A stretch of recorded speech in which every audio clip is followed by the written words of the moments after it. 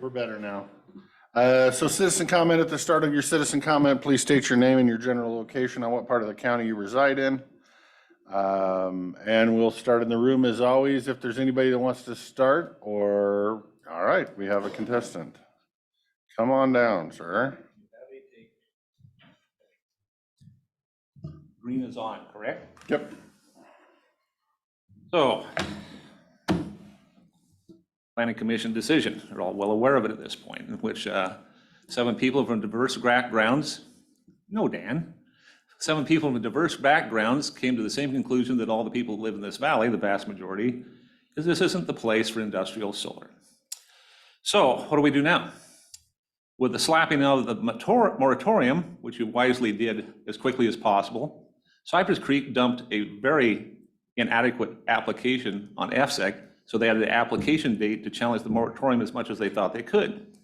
It was such a wonderful application, they've now asked for an extension to try and correct their flaws. I suggest at this point, the other corporations are going to run as quick as they can, that we've made it public, we're headed towards a prohibition in this valley. I recommend that you use the same tactic to immediately use probably the same RCW 3670A 390, which allows you to do interim zoning controls. So they don't run to FSEC, so we do have it in place. I would envision that you could probably take the moratorium and take out the word moratorium and put in prohibition and have exactly the wording you need to give the same protection as a prohibition as an interim until the long process of formalizing the ordinance through the Planning Commission. The law allows it. I don't have the burden of having to go through the long process to get legal opinion. I've already gotten legal opinion today. You can do it. It's been done. Walla Walla has done it not all that long ago. If you don't take action, they will. I'd almost guarantee you, if you don't enact something today, before you can meet again, there will be more half-ass applications to FSEC just to get the application date to predate what you do. Please take action quickly. It is an emergency. Damaging people's property by industrialization of thousands of acres, that's an emergency. If you don't think it's an emergency, you'd have to be brain dead or greedy corporations. It is unacceptable to harm other people's lives. That constitutes a true emergency. If you knew of a natural disaster on its way that would harm people's lives and destroy their property, and you could avert it by simply doing an interim zoning control, you would do it in a heartbeat. Please do the same thing for the people of this county, in which it is universal, almost universal. We needed these controls. They should have been enacted years ago. What has occurred has been unfair to everyone involved. Thank you. Thank you, sir. My notes. We'll go online. I saw Vern's hand up earlier, still back up. Now he's applauding, so that works too. Vern, go ahead. Good afternoon. Can you hear me okay? Hello, can you hear me okay? Yes, sir. Okay, hi. My name is Vern Harple. I'm from Lisle. I represent the Lisle Community Council, our committee on access to the Lisle Delta. This is just an update, especially for Commissioner Zoller. We, in the last couple months, have been able to contact WUTC to act as a mediator to help us deal with WSDOT, the Forest Service, and BNSF, and the Confederated Tribes. We have an initial meeting set up for the 26th of June at 11 a.m. There'll be a Zoom invite. Commissioner Zoller, I hope you can attend. We really got all the parties together now, and the agenda is going to be to work out a statement of work for a feasibility study that all of the interested parties can be agree to. So it's a pretty big deal to get these folks all together. WUTC knows that Senator King is very much involved and interested in this project as well. I don't know if the county wants to be involved with this meeting or not, but we sure need to at least have public record that we've let you know. And we will send a Zoom meeting invite to Commissioner Zoller. Thanks.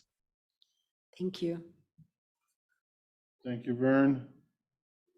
I'm sure there will be comment for you at the end or a little bit later if you want to wait. I will go back in the room. Anybody else have citizen comment for the Board of Commissioners? We have another one. Popular day today. Here, do this one. Kathy Moko, Goldendale.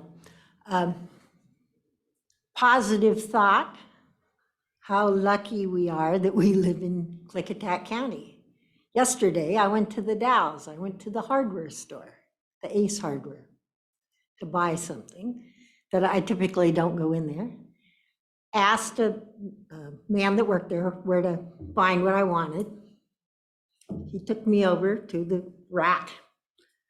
There were locks on everything, locks in the Dow's. And I thought, okay, so we decided, picked out the item I was gonna buy. And then I went up to the front and they had all these pretty coffee cups behind, looking out the window there. And I made a comment and the woman says, well, these are back here so nobody will steal them. And then the young man that also worked there said, they're coming from Portland. And I thought, oh my goodness gracious. Anyway, I said, well, I live in Goldendale. And they said, well, you're lucky. So yeah, we don't have things locked up here. And I think because of how we all feel in our sheriff's department, those people are staying away from here. So we should all be very thankful. Thank you. Thank you. Okay, still in citizen comment. Comment is 3 minutes. Please state your name and location for the record again. And anybody online have a citizen comment for the Board of Commissioners?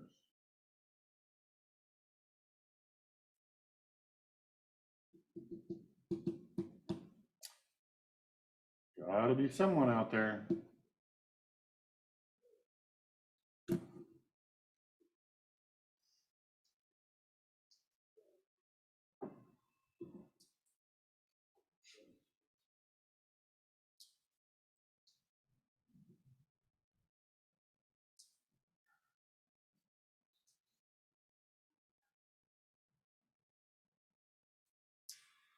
There's even a couple of new names on there. Somebody's gotta have something for us.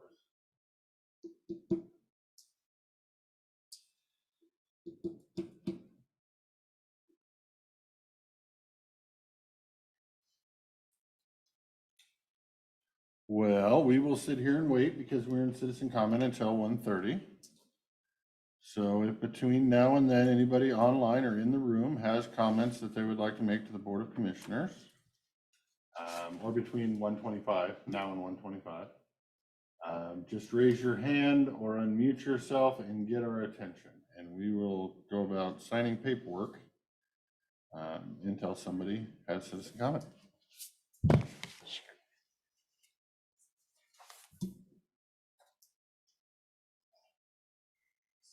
Actually, I have something that I will bring up to my seatmates that allow them to chew on so I can hopefully get an answer later. Talking to the people that are putting on the fireworks show and the demolition derby, they are working on box seats and have issued their boxes and are trying to figure out how many, let's call it VIPs, their abate people and all those people that they're going to have from nationally and around the state taking up box space. And they wanted to invite the commissioners a seat essentially and a seat for your spouse as well, but they need to know whether you're actually going to go or not go.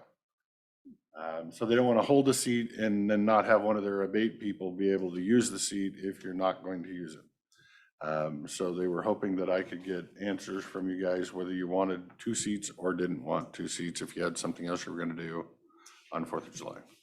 So keep that in mind, think about it, and hopefully you can give me an answer to pass on to them How much are the seats? Nothing. I don't know if we can do that. It's our building. Huh? It's our building. It's like when the fair gives us free entry tickets to our building. Seeing that, I'm just looking at the mirror. Might be something we would want to run past the PA. I can say no because I plan on going as a family group. So more than 2 seats for me. So someone else is welcome to my seat. How many were you planning on going? Mind me asking?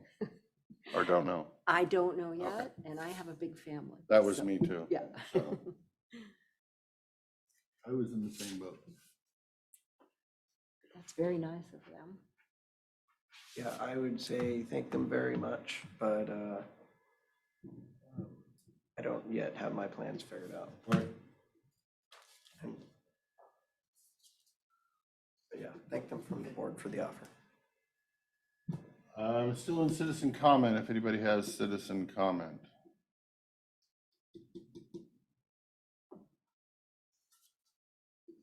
Nicer weather today.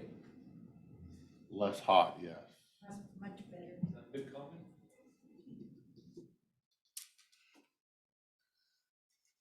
Today would have been a much better strawberry picking day than yesterday. Yesterday was a little hot. Where did you do that? My house. Oh, really? Yeah, we do a U-pick twice a week for about 2 months. Oh, really? And they do, I don't know, we probably get 50 pounds per picking. So it's not monstrous, but it's probably the biggest one in the area.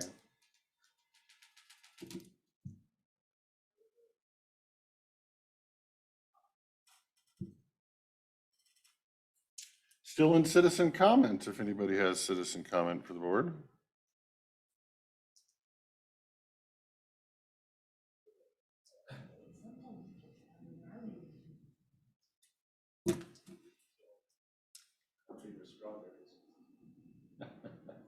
My wife raised the prices, inflation and all, $3 a pound. But when she these and you eat store-bought, you never go back to store-bought. How do you account for the ones that get 8 and not in the basket? Well, it's kind of like the people that showed up yesterday with a little, probably 3-year-old. They were trying to put the 3-year-old on the scale before he went and picked. And I told them I don't do this to make money. I do this to make memories because I remember going and picking strawberries with my family as a little kid. So eat all you want. So I would say they weigh, everybody probably weighs about half of what they pick, which is fine. I don't care. So.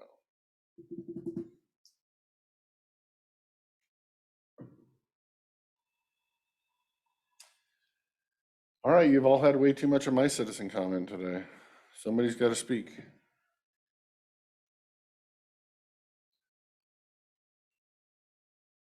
Growing up on the west side, there were massive strawberry fields down towards Vancouver. So that was a way that you earned school clothes for the year. So you got on the berry bus with everybody else. And you'd go home and close your eyes at night and see strawberries and strawberry plants. Yep, and then after your first paycheck, you'd realize you'd got paid more if you ate less. So, yeah. See, I grew up in East County when it was surrounded by berry fields everywhere. Berry fields everywhere, and now it's all industrial. Hence the reason I no longer live there. So I grew up pulling rye, being told to watch out for the rattlesnakes in the wheat field. Pulling what? Rye. Hey, I got a job opportunity for you. Sissies. No, we had tansy, and it grows overnight. I swear. Every day I got fired by my dad because I hadn't pulled it the day before, but I'd pulled it already. Massive piles of tansy. I only got rye in one spot right behind my compost pile, and I kind of leave it there as a little bit of cattle fodder. When it starts getting thrown over the fence, they eat it just fine. It has an invasive, like the skeleton weed everywhere else on my property that I've been battling for 3 years.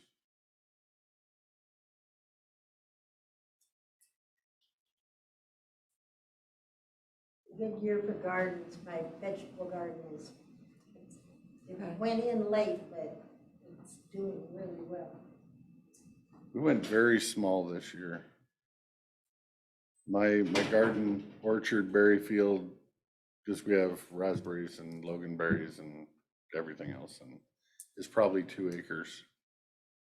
And we have a very small little garden piece in there and a whole bunch of just nothing. Versus the whole hog this year, we went very, very light. No cabbage, no Brussels sprouts, no, and so I'm gonna, probably regret that later. It's too busy. So if you find somebody stalking your garden late at night, 1 a.m, don't shoot.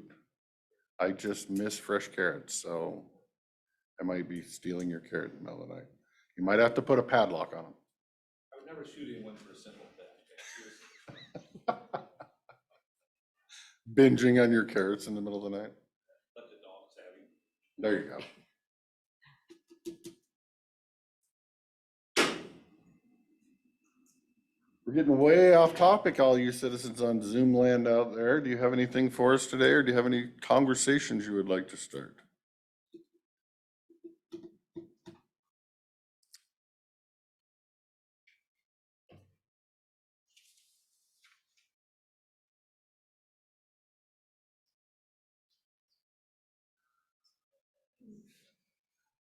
Miss Lee, just for posterity, could we ask the prosecutor for a legal opinion on whether we can sit in a box at the demolition derby and or the fair, and or whether we can accept entry tickets to the fair like we've always gotten from the fair, or whether that's changed this year for some reason?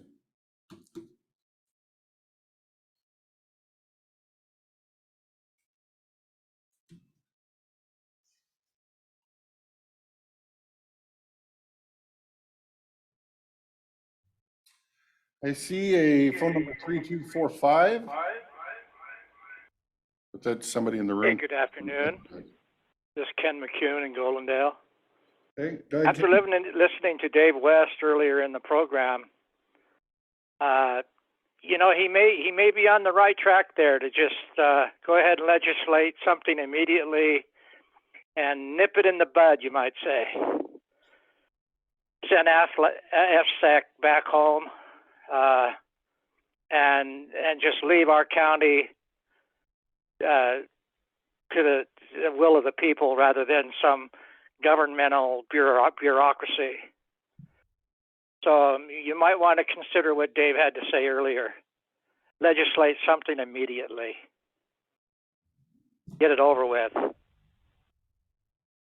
Thank you for your listening. Have a good day. Okay, thank you, Ken. Again, we added solar discussion to our agenda today at 2:20. So if you're around, you might want to listen to that. I think you might hear some of that same talking. Thank you very much. Yeah. Keep Anybody up the good else? work, everybody. All right, thank you, Ken. Always happy to have you. Anybody else on Zoom land have citizen comment for the Board of Commissioners today?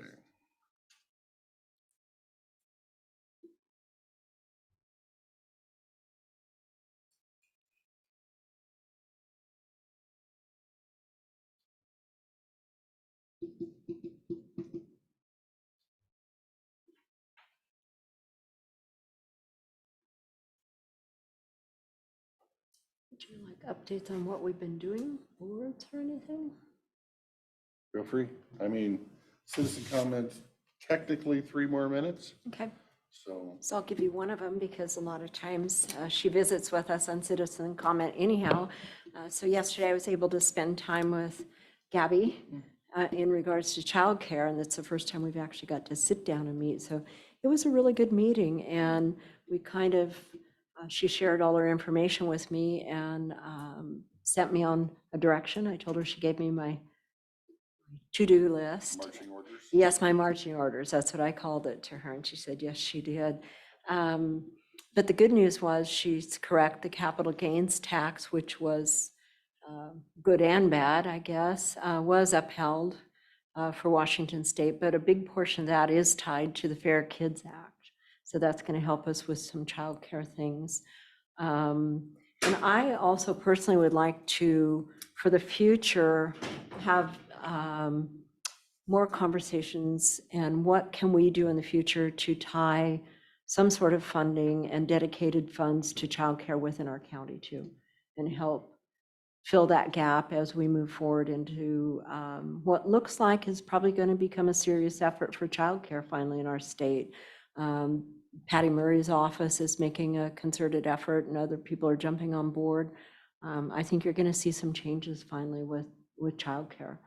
And one of the biggest issues we have are buildings and finding a way. There is going to be money to build buildings, but also finding a way, where are we going to put those, or do we have available? And we know we don't have available buildings. We don't have available structures. That's one of our biggest losses is the county is where are you going to put these? And Gabby and I also talked about childcare needs to probably look diverse, not only professionalized buildings, maybe at the school or in specific locations that are easy to access, but also working with the businesses themselves, the bigger businesses, so that they have internal daycare there where their own employees can access those easy. And then also helping do the push to help on regulations so that home daycare can exist, because we've lost so many of those for over-regulation. So we had a really good, productive conversation, and I committed to her that I would attend the child care committee and see if we can't become a functioning part of that and get childcare moving for our county. So I'd like to thank Gabby for being persistent.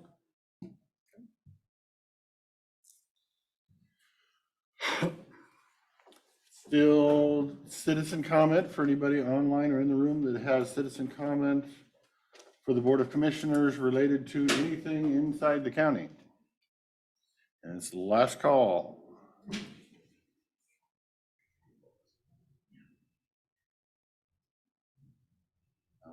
Hearing none. Okay, do either of my seatmates have anything they would like to say back to any of the commenters? And who wants to start? Sure, I'll go. Okay. So thank you, Mr. West. You're always interesting, and I took a quick look, and I think you have some very valid points, and I'm glad we're going to discuss it in a little while. So thank you for bringing that to our attention. And Vern, thank you so much for the update. It looks like you've made really, really good progress. And please do send me the Zoom link, because clicking yes on that does put it on my calendar, and that helps me keep going where I need to go if I have that calendar in front of me. And I will be there tonight. I hope you're at Lisle Community Council. That is on my agenda, so I'll be there this evening. So I'll probably hopefully get that update again at Community Council. And Kathy, we are lucky to live here. I am very lucky because I live mid-county towards Goldendale, so my drive back and forth every day never gets old. No matter what kind of weather, it's always a beautiful, beautiful drive, and wonderful people along the way. I feel safe in our community and traveling back and forth, and we're very, very lucky to live here. Commissioner Zoller, the community council meeting is tomorrow. Okay, thank you. It's on my calendar and I get my days mixed up, so thank you. And I'll check my calendar to make sure my calendar is correct. Thank you. Well, and when you say you have a safe and beautiful drive to work, you're obviously not driving the Klickitat grade. I am driving the Are you? Klickitat. Yes, I do. I drive it every Better now, day. though, isn't it? Yeah, and I've actually gone Horseshoe Bend Road too. So, and I don't mind it. I'm okay with it. And thank you. I'm going to check my agenda right now for that community council note and make sure I'm on the right day. But thank you. Commissioner Anderson, do you have anything, or do you want me to go? Go ahead. Okay, I will go to Mr. West. I agree with you. I was kind of surprised at the vote last night being unanimous. I figured that there would be strong support, but the unanimous, I guess I would say it made me very happy to confirm what I believed all along. And so that's just one more reason to continue doing what I think we're doing. And I agree with you that it is potential for the other developers to just start lobbing permits, whether they're ready or not, into FSEC, and it would behoove this county to get in front of it versus trying to play catch up. I do think an emergency exists. I think an emergency exists when we made the moratorium. I believe an emergency exists even more so today, when there could be 3, 4, 5 developers start throwing permits at FSEC. Because what they're attempting to do is to change the face of this county and change 200 years of history in this valley, and to change the customs and the culture and the look and the scenic vistas and the reason we're all here. We're still here, even if we were born here. And so I do think it's absolutely paramount that this board takes action to protect itself from state overreach. And I look forward to having more of that discussion with my seatmates this afternoon. Vern, I'm glad you got all the players at the table for the Lyle Sandbar. I believe you've always had the Board of Commissioners support in the past, and I might be speaking for myself, but I believe you still have it today as well. I just don't know how much we can do, since we are not an owner of any of the party or the situation down there, other than being a staunch ally to you and the community council to try to get those players actually motivated in coming up with a fix. So keep up the good work down there. Kathy, yes, locking things up. We're glad we don't live in tent cities and panhandling cities and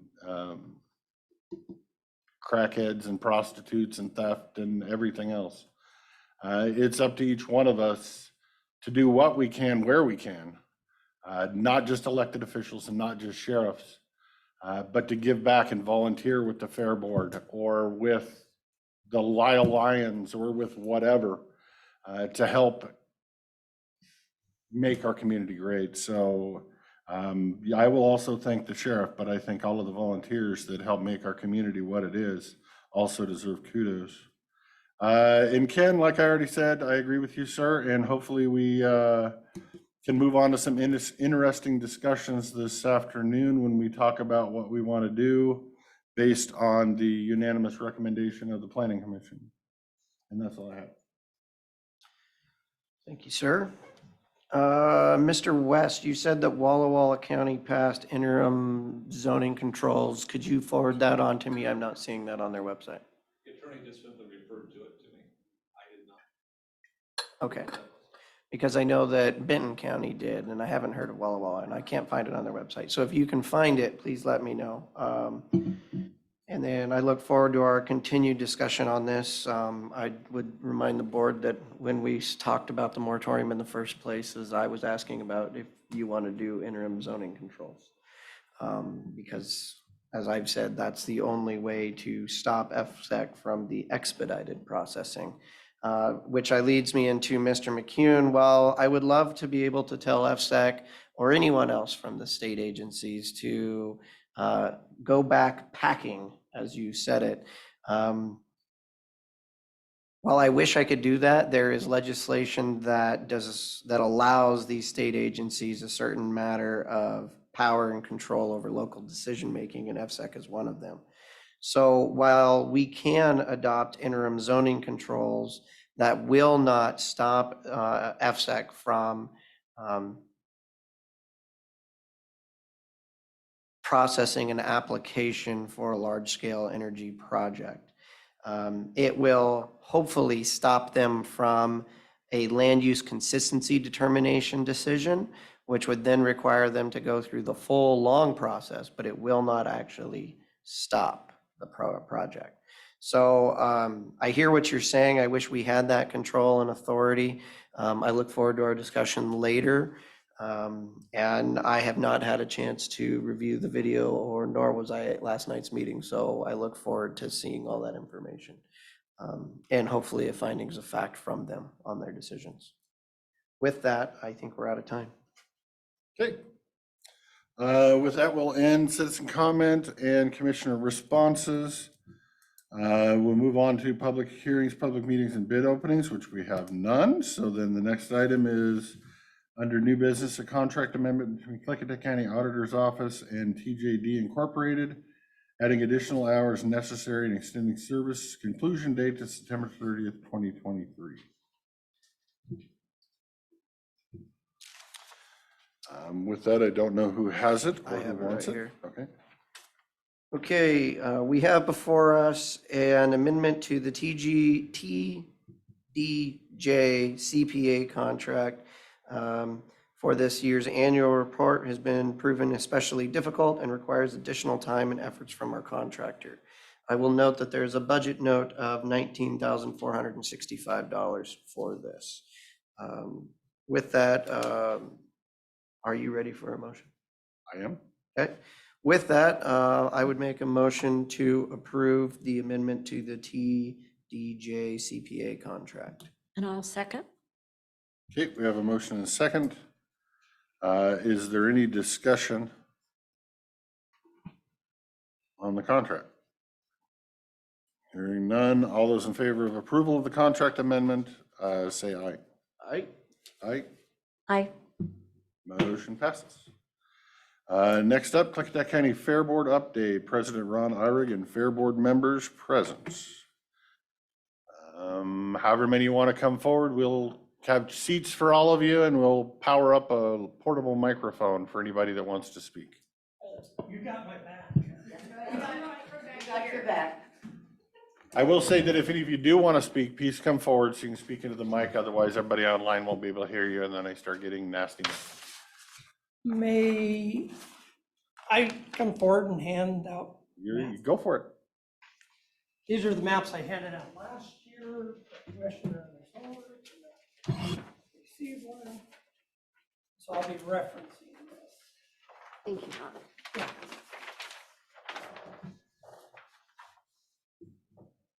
So my name is Ron Ihrig, serving as Fair Board President, Goldendale, Washington. With me today is, if you want to introduce, well, I guess I'll. Yeah, Debbie Woodward from Glenwood. She's the first vice president, so she'll serve as president next year. And then Margaret Throop is the Fair Board treasurer from Glenwood. Oh, secretary, excuse me, yeah. Maybe treasurer next year, huh? We get somebody else to come speak. He's kind of, you know. Yeah. I'm losing it. And then Erica Beasley is the horse superintendent, camping, and box seats. And then Helen Rolfe is second vice president. So I have my backup. So I'd like to talk about a couple different things. One, just kind of a quick update on our budget. That's Fund 116, just kind of give you an update on that.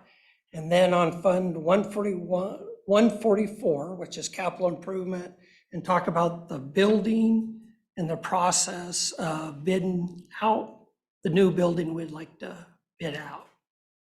So to start with Fund 116, just to give a quick update, we budgeted $167,000 for pari-mutuel funds, and we only received a little over $140,000. Just to give you a quick update, we assumed when they changed the amount, it was gonna stay that way. And what they did was had some extra COVID money, so they gave all the fairs a little additional money, and we ended up budgeting the same amount. But the true amount's gonna be about 140-some thousand a year. So it's just a heads up that we'll be about 25,000 short from that one line item of pari-mutuel. The second item, Fund 144, reason came today is talk about the new building. And so within that fund, we did not budget to spend money on the building this year. So if we go out for bid, once we get the bids and award the bid, it'll give us a better idea of how much cash we'll need this year to pay whoever gets the bid for the design or whatever that we'd have to spend this year. So the main goal here was to come talk about the Fair Board on long-range plan is would like to move forward on building a new free span building in here, which is just north of the livestock barn. It says it's 250 by 70, but it's actually 245 by 70 is the size. After Jeff and I remeasured it. And the goal is to bed out a clear span building, all metal. And so the main goal here was make sure I understand from the board the process. So we don't get into an issue down the road. What I understand, and please correct me, is we'll get all the specs together. I'll work with Public Works, and then we bring it to the board to call for the bid. Then, when the bids come in, that the Fair Board would take those bids and evaluate them, bring it back to the commissioners for the award of the bid.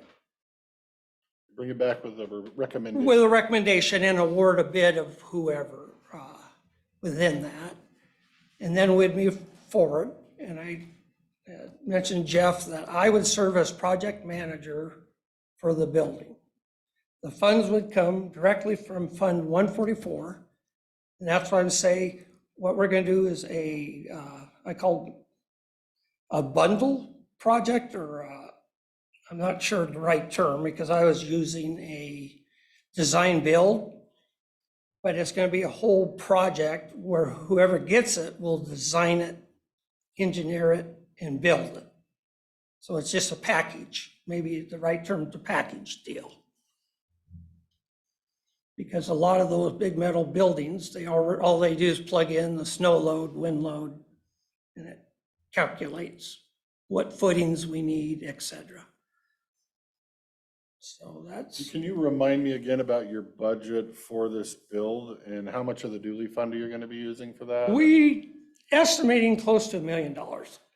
We have right now about 1.5. And figuring it's going to be anywhere from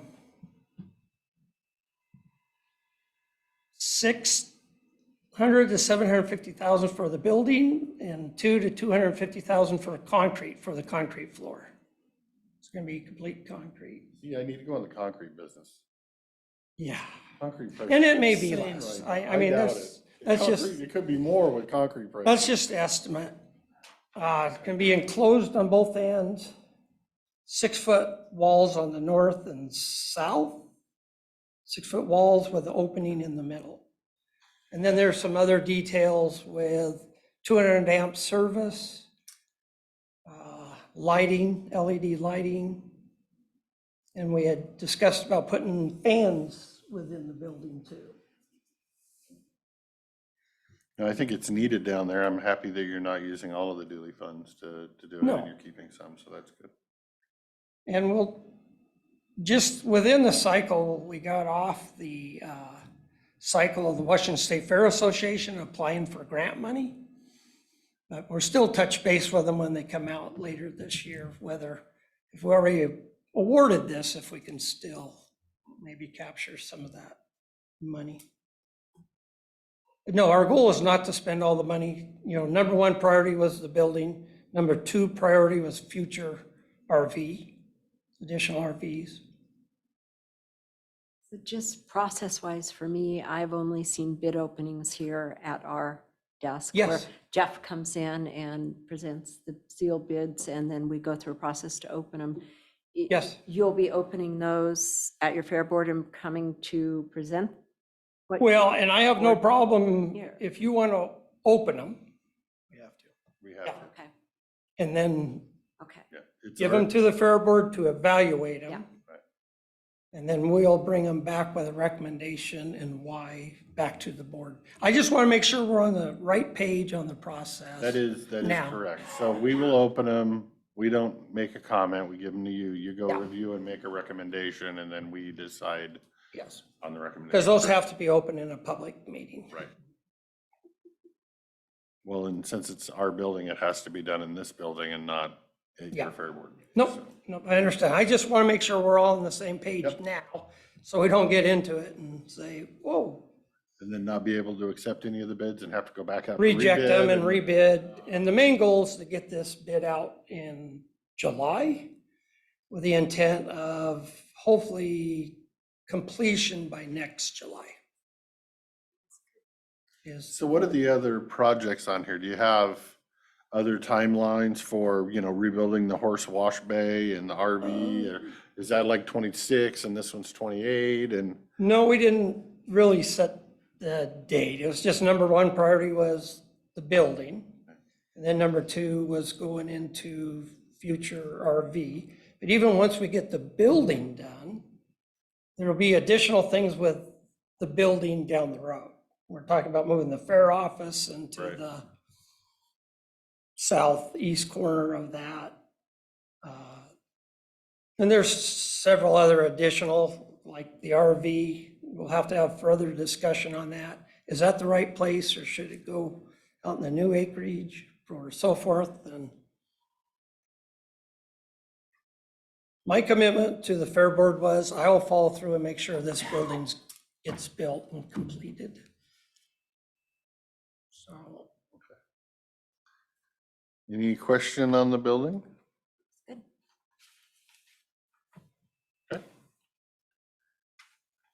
I just hope it doesn't come in like all the other prices we're seeing for things. well, yeah, well, if we would have done it pre-pandemic, I have pictures of the one they built in Madras, which was 20,000 square feet. And they don't have a concrete floor and they build it for $395. 20,000 square feet. It was like 100 by 200. A little different than what we're doing, but pretty much close. But that was $395. And when I called last fall of one of the project builders, he said, the metal could be anywhere from 600 to 800,000. And it could be up to an 8-month lead time with the metal. So I don't I don't think know. COVID's over, but I don't see prices going down because I think a lot of those No. prices were set by people leaving the workforce in the retirement boom that happened, and I don't see that changing anytime soon. So people will charge what they can charge, and Yeah. which is unfortunately way too Which I much. hope we get a lot of people bidding. Jeff was talking about where to put the bids out to get multiple bidders on this. Yeah, that would help. Okay, good stuff. Yep. The box seat bid will be coming out. I was gonna ask that. Goes to the Sentinel the end of June. I have it running the last one. Last week in June and first week in July. Yes, it'll be there it'll be there in June. So the 28th of June and the 5th it will run in the Golden Wheel Sentinel. Postmarked by the 7th. Good to know. We, I hope to did- use my box seat this year. No, you poor boy, you didn't. I sat in the window. As I was laying in a hospital bed. I know. we did set the fair admission fees. So, if you're asking the prosecuting attorney on, can you accept? The value of that season pass is $10. Because I know that makes a difference of value. So we did set daily admission, Fridays free, daily admissions $5, or season passes are $10 for the fair. Really? Yes. And it's due mainly to the people that contribute funds to the fair. And I think we've raised to date about 13, Helen and I've raised about over 14,000 to date. People contributing. Buy that down. businesses contributing like in sponsorships or Yes. just anonymous contributing? Sponsorship. You have to rub smell those. Yeah, there's different levels of sponsorship and whether they want box seat or banners up or what. Okay. Well, I'm looking forward to it because it's my favorite time of year and I didn't get to do it last year but one day, so. You know, Anticipate my box seat request form with my extremely large bid in it coming on time. well, thanks the board for your time. So we can give you an update of where we're at. Thank you, sir. Thank you. Anybody, other members of the board have anything they want to shout in there? No? All just emotional support for him today, I guess. Yeah. All right. Well, we appreciate having you and we enjoy seeing you the once a year, except for Erica, which we get to see all the time. but- Oh. Well, thank you. Thanks, guys.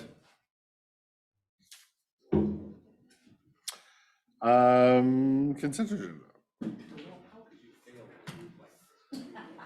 You have any issues? I have no one's.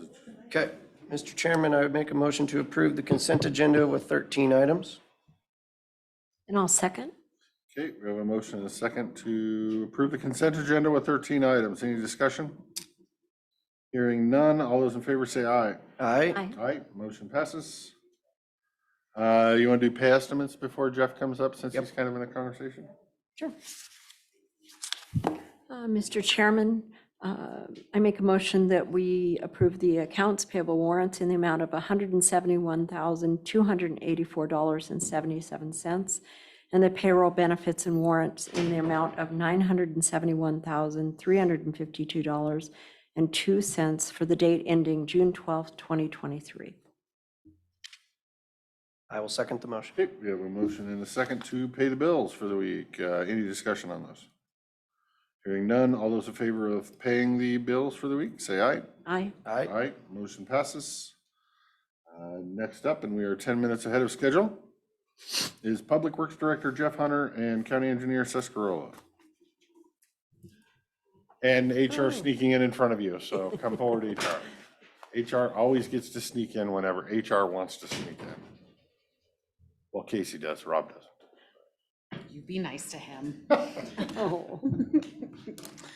I am here to request verbal approval to post for the payroll analyst position within the auditor's office. They recently had a opening in the DOL position and there was a transfer within. And so now that has opened up the payroll analyst position. So it's all within budget. It's a current position and they're looking to post steps 1 through 3. Any questions, comments? No problem. Get a thumbs up from me. Yeah, perfect. Good. Okay, thank Have you. your verbal approval. Thank you, ma'am.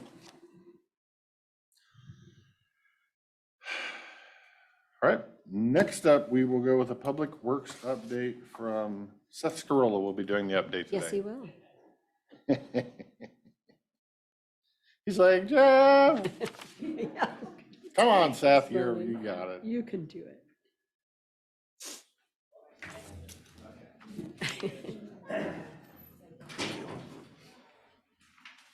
Thanks, sir. Thank you. This is kind of weird. We're doing everything backwards. Are you still going to discuss everything on your consent agenda for today? No, we're gonna skip over that. See how quickly this'll really add some quick time to what we got to do. We'll just fly through this baby. Which is good for me, because I have allergies or, I don't know. I've had a lot of people that are playing doctor say I have a cold and all kinds of goodies, but I'm gonna go with allergies on this one. So, since the consent agenda's done, we'll move right into the construction project, our program, unless you have some questions about the consent agenda, but I think it's a little too late for that. Okay. All right. Courtney Road, the contractor finished up approximately 1.2 miles of the pre-level paving on the lower end. They pulled out this week, but will be back next week to continue their paving operations. Did they get done? 1.2 miles approximately. And that's both lanes? Yeah, both lanes. Just the pre-level course, so the first lift. Right. They were hoping to get that whole lower piece done, but they had plant issues and other delays. And so how's it looking? Good. It's When coming they together. pull out for a week, they got another project locally, or are they loading all this stuff on a truck to go to Yakima for a week? Probably going outside the area. They were committed to another Right. project. Still waiting for the contract documents to be returned by the contractor for the Rock Creek Old 8 Bridge project. And annual traffic counting is continuing on the west side of the county. On the design end, white plastic edge lines, they opened last week and they were above what we have grant dollars for. So we requested WashDOT for an increase of those grant funds, which is what the consent agenda item was for today, was to document what that amount would be, and we'll go back and ask permission to get the final approval. So we'll wait to award that project until we hear what their decision will be. We also opened the slope flattening guardrail project last week, and we did get the approval from WashDOT to award to the low bidder for the base bid price. So you'll be seeing the our recommendation to award to the low bidder on next week's consent agenda. Still waiting for the approval to go to add on the curve warning signs and guidepost project. Today, we began negotiations with the selected consultant for our data collection project and following those federal guidelines for that selection. The environmental process has started for the Bickleton area paving project. This is the federal funded overlay project in the Bickleton area. And construction documents are beginning to be drafted as well. So hopefully we can ask for construction funding real short on that. Sundale Old 8, we're still working through environmental and right-of-way at this point, hopefully making some right-of-way offers in the next few weeks. Start that process. Other than that, everything's pretty much the same. Okay, maintenance projects, East End is doing shoulders and culverts on East Road, grading and patching. West End is patching roads in Hewsome, Glenwood, and they finished the patching in Bingen because they actually finished the paving today at Bingen, Willow Street in Bingen. So our work for Bingen is complete for this year. We still have quite a bit of work left for White Salmon. Upcoming facilities, sidewalk, we talked about, it's still scheduled for August, the stuff that the board agreed to. HVAC insulation jackets, the first couple will be put on next week, and then we'll see what impact they have, or what degree of loss we have of noise. Pioneer Center's in the same place, same with the jail roof and the Superior Court remodel. Dispatch, the last of that project, the concrete polishing is scheduled for next week at night, so it disrupts dispatch as little as possible. It is fairly loud. No fairground events this week. Juvenile remodel, they are been moved in, they're fully functional, and all we have left to do is pick up what few stuff they left over there. And that leads us right into Annex 4. The flooring is on order. Once we get that, now they're talking July 12th for the flooring. It's been back ordered. Once we know the date, then we'll move what's left out. We've coordinated with Aaron. We're going to move all the stuff into the area that has the old garage area, since it has vinyl flooring in it. And then that way we can carpet everything. We're going to patch and paint some of the walls. So then that building will be good to go. That building will be taken care of. Fuel Island preliminary, we got the preliminary plans. We're in the process of reviewing them, and then we'll provide comments. Some follow-up issues, Columbia Hills RV Village. I've been working with George. Where's that at? It's in Dalesport. It's if you drive down 197, it's the one, yes, with the old store, yeah. I've been working with George because he got a complaint on that. And it's really not, they're talking about, they don't have, you can't let them in because there's not enough capacity. He said, no, I'll take care of that issue. There's plenty of capacity in the treatment plant and in the system. If they're not hooking up to, if they're over abundance on their sewer connection, then that's a different story. But they're not. So they're not, there's no trailers out there not hooked up into a sewer connection. The sewer connections were sized for that when they were put in. So there, it's not a capacity issue. So I just told George, just tell him you've checked with us and there's not a capacity issue and leave it at that. So we're trying to provide some assistance to him, work through some things. Because it's more of our deal on that instance. What did come to light in that though is, and I'm working with PUD on this, is when we first calculated their fee, it was calculated back in 2004, then it was recalculated again in 2013. It was calculated as a transient site. It is not a transient site anymore. People aren't coming and going, they're living there. So with that said, we're going to reevaluate their ERUs. And so we're looking at that. And we also have to work with them to increase their fees because, we looked at a cost per ERU and they don't pay a cost per ERU. They pay, the agreement says they pay $6 and some per night people stay there. Well, people aren't coming and going anymore. So we're going to change them over to an ERU. Sheriff's dryer. We actually have the refrigerator on the list, the non-capital list. That's also not in good shape. But we think we can milk the refrigerator along till next year. We'd like to switch out the refrigerator for the dryer if we could. There's no exchange of money. It would we don't have the ability to just do that without updating the non-capital list. I guess I'm asking for board approval we would come before you again with a new list next week that says, I guess my question would be, so there's no issues with the refrigerator? No, there's issues with the refrigerator also. Less repairs needed at this time. Yes, the refrigerator loses Freon. And we just refilled it and was like a 1/4 ounce of Freon loss. So it's not that bad. So we've got it somewhat, we can't seal it anymore. So it's past its prime of life. It needs to be replaced. But the dryer, they're having more issues with. And then when I asked the sheriff's department, they would like to have the dryer fixed as opposed to the refrigerator. That's their more need. Was the dryer on the list to be replaced in future years? Next year. Okay, so you just want to hot swap them. I just want to swap them. So they were both on, that's correct. Yes.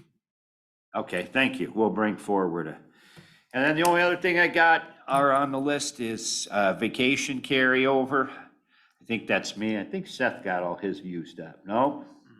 Okay, I lied. He might have some. I'll let him fill you in on what he has. I don't track his vacation. Unless he wants to give it to me, then I'll keep track of it. But okay, good idea. I'm not gonna get all my vacation used up, I'll be honest with you, not by July 1st. I'd like to carry it over to the end of the year if I could. How many hours? It's close to 100. Oh, wow.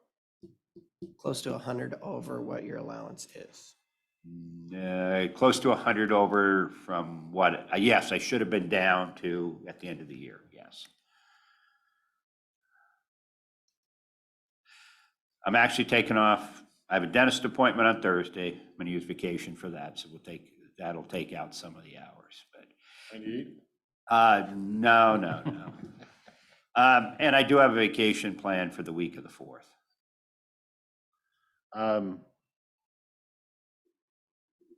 I'm normally a no. Just because I don't want to set a precedent. I think our employees need to go on vacation and they need to use their time for their own mental health. But I also understand that both you gentlemen have had a lot of change in the first half of the year and a lot of things that you needed to get done. And I appreciate your dedication to the county in getting those done. So in this case, I am in favor of both. So allowing both. So that's my position on it. I agree. It's been quite the year. Trying to remember when you actually said no. Really?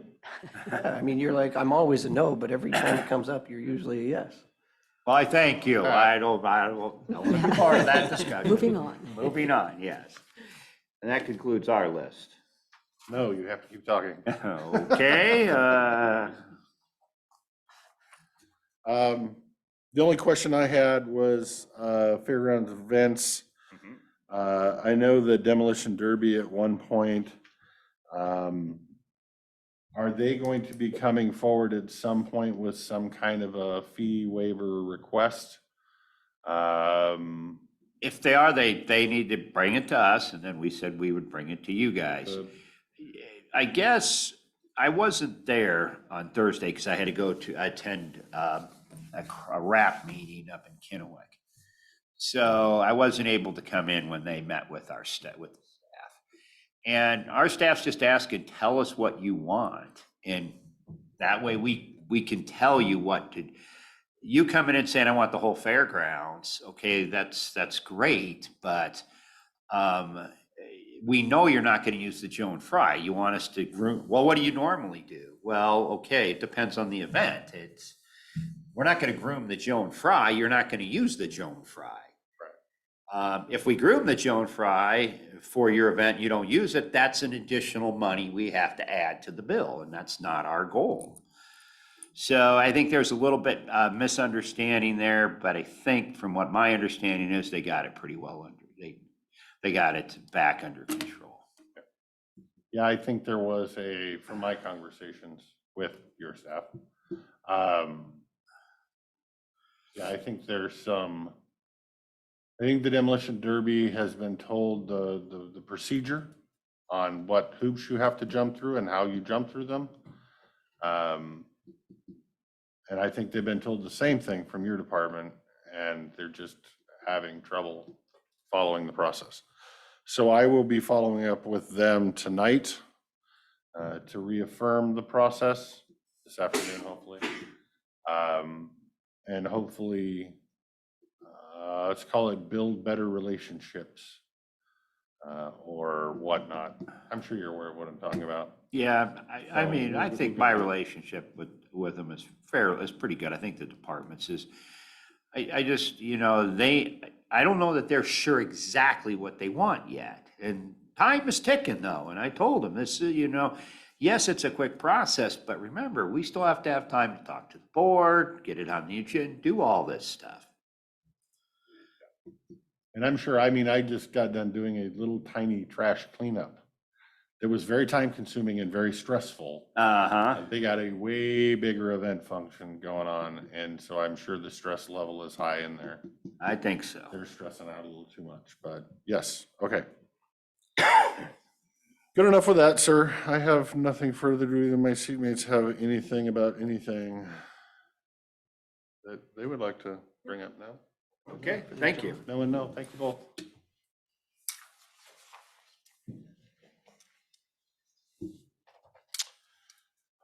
All righty, 2:05, we are way early.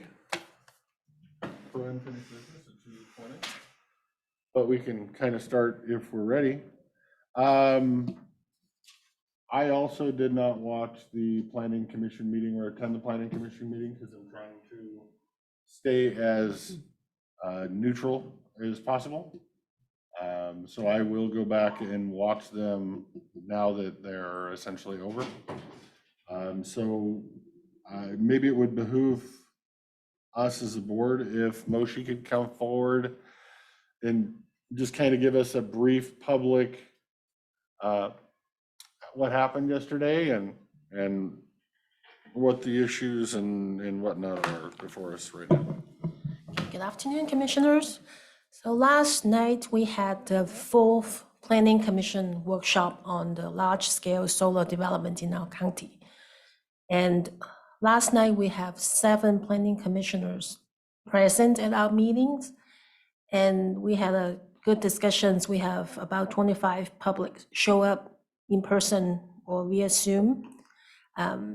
We allow for public comment 3 minutes per person. The planning commissioner had a good discussion. And at the end of the meeting, they had a motion to essentially felt that the location currently under the moratorium, the 10 ranges and townships in the Goldendale and Centerville valleys is not a suitable location to site large-scale solar. And so they would recommend to have prohibition within the moratorium area. So they made the motion to direct staff to prepare a document to go through the formal process. Because so far, before the planning commission, we only have workshops. Those are not formal public hearing, or, we did not take formal public testimony. We did take public comments. But there was also a concern about, how soon we can go through this public process. Because anytime when we change our zoning ordinance or take any kind of government action, we require to go through the SEPA process, and we require to have a public hearing before the planning commission for recommendation to the Board of County Commissioners. And here we are. Okay. And just for full disclosure from my seatmates, once I heard the vote last night, I did talk to Moshi this morning, passing on my concerns that if we wait and go through the whole SEPA process and, 3 months, 6 months, whatever that timeline drags out to be, how many permits get dropped to FSEC in the meantime? And that I believe we needed to come up with some emergency zoning ordinance to do such. So we had that discussion. So do my teammates have any discussion they would like to throw out as of yet?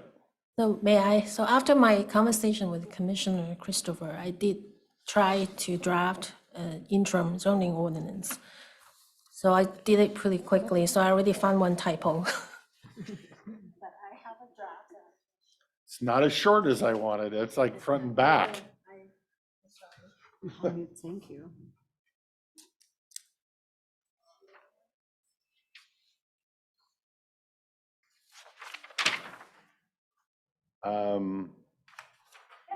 Can I have one of our staff go make at least 1 or 2 copies for, oh, do you have more? Okay, that's perfect.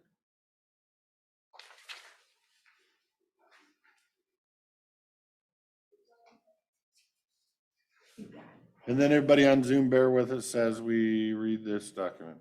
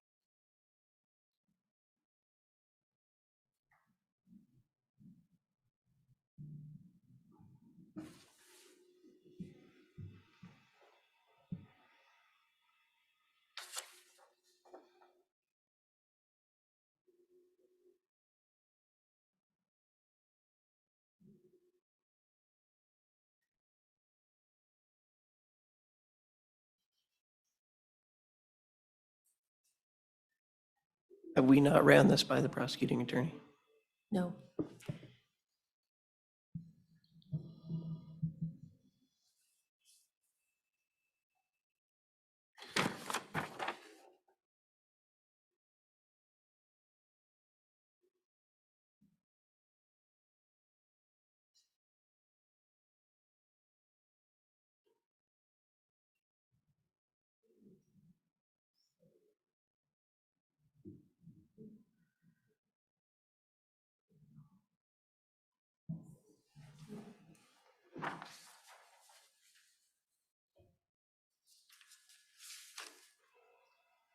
Discussions?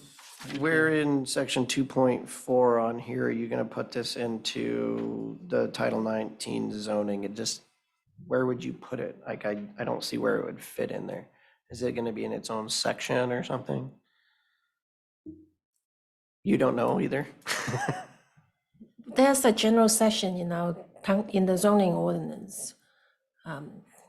We can put it there. I have not really locate a place to put it, but if this is something that you consider, Right, because this covers multiple zoning districts. right, and also the energy overlay zone, a portion of it is within the EOZ. Yeah. Well, a good portion of it's in the EOZ. Right. So would you need to put it under each one of those in order to make it very clear and convincing? Most likely, we need to put it in each individual zoning district to stating that's the prohibited use within those zoning district in addition to the EOZ. Okay. And do you think we should take this in front of the prosecuting attorney so that we make sure that this is as Loctite as it can be before we adopt it? I mean, I think you did a great job with your writing here. I'm going to defer to the board to, Right, and while I will agree that I would like to have legal review, I am not, again, ready to sit back, just like when we made the moratorium, and wait for 2 weeks of legal review and have 3 permits drop while we're sitting in legal review. That would be malfeasance on our part. Because I guarantee you, the minute the applicants know we're sitting around waiting for legal review, they're all gonna drop a bunch of permits. And if they do that, and I'm stupid enough to allow it to happen, I probably should resign from my position for incompetence. I would certainly hope we get legal review, and if something needs changed or tweaked, we can go about that next week or what have you. I just would hate to sit back and do nothing. Why we await? So I have 2 questions, Mochi. In 1.4, the first sentence worked well for me. While no land use application associated with large-scale solar projects over 1 acre in size shall be accepted as either consistent or complete at the county level. And then the conversation goes into pointing developers that they can, as an alternative, go to the energy, to FSAC. And I know that's a known factor, but for me, I'm not sure if that statement needs to be in there, that we're directing them where they can go as an alternative to us. That's their problem to figure that out. And I also don't want to feel like we put something in writing legally that we've given them an option to just bypass us and ignore us. I don't think that statement should be in there. okay? I agree. Okay. And hopefully, as we're sitting here, we can kind of make this a kind of working draft so that if we see things or changes or wordings or whatever, we can work through them and come to some conclusion why we're still in session today. And then 1.5 was confusing for me. We talk about interim, which is what we were talking about, developing interim controls. But then the last sentence goes to interim zoning controls clearly, convincingly. And then the statement was unequivocally prohibit large-scale solar development in the moratorium area. that's a conflicting statement. If we're going to be working on interim controls until we get through with the planning commission work, then to say in the second part of that sentence that we're unequivocally going to prohibit large-scale solar, that's a conflict? Does that make The sense? reason Am I that reading it language is wrong? there Okay, is because I told her to put that language there. So I told her to put it in there somewhere. okay, So FSEC twice with other counties has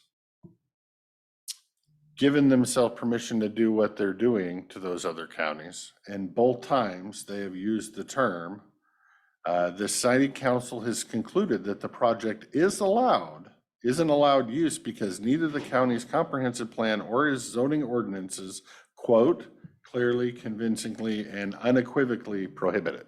So I want language in there that says it clearly, convincingly, and unequivocally is prohibited. I mean, I want to use their words okay, I see why in you're, that document. Now, this isn't written that way, so I'm fine with changing it. But I see where you're coming from with that being kind of confusing. So hopefully we can kind of clean that up, but that's why okay, the clearly, convincingly, and unequivocally prohibiting needs to be in the document somewhere. Where it's at, I don't care. Well, it is in the findings section, which I think is where it needs to be. And it says the county needs to enact interim zoning control to clearly, convincingly, and Where are you at unequivocally now? prohibit large-scale solar development. That's the right place for it. I think it's worded just fine. right. What- And as you read it back to me, Dan, I see it differently.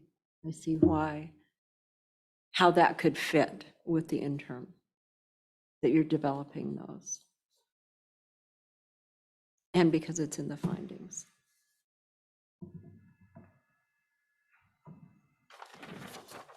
And then Mr. West had quoted, I wrote it down, 3670, where'd it go? 3670A 39. That's the GMA does not apply to us. Okay, okay. So you've quoted the correct one in there.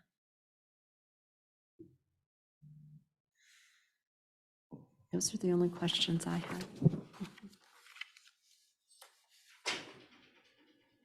Yeah, I think we would all like to, chew on this for a week and wordsmith and, whatever. I would be very hesitant. I would, I think it I was would really say close. that if we go back to the previous meetings that we had in January where this was brought up, you used almost the exact same words. And you said, we need to enact this moratorium in order to protect us and that this moratorium will protect us. Now we're saying we need to do it again because now we're suddenly not protected. Your statement was that the moratorium will protect us. That's why we needed it. I do believe the moratorium would protect us if we had counsel that would actually defend the moratorium. We don't. I think the differences are too, Jake, is that we've now had time to work with the planning commission and gain their views. And then on top of it, we've seen how the processes work at FSEC. Right. And I have some very large questions about those processes. I think a lot of the counties do at this point. So that will probably become a very big conversation in the future too. So doing the best we can do on the ground now to protect ourselves from that, I think it's necessary. And I would also point out that you made the statement that you believe the prosecuting attorney is not protecting us and not protecting the county. Well, that was likely because we didn't go through the proper channel and proper process with the prosecuting attorney in the first place. And now we're trying to do the exact same thing. Well, that is one person's opinion, might be two people's opinion. I believe otherwise. I believe it's a policy decision. And eventually, I believe this board will have to take matters into its own hands and seek appropriate counsel for land use decisions.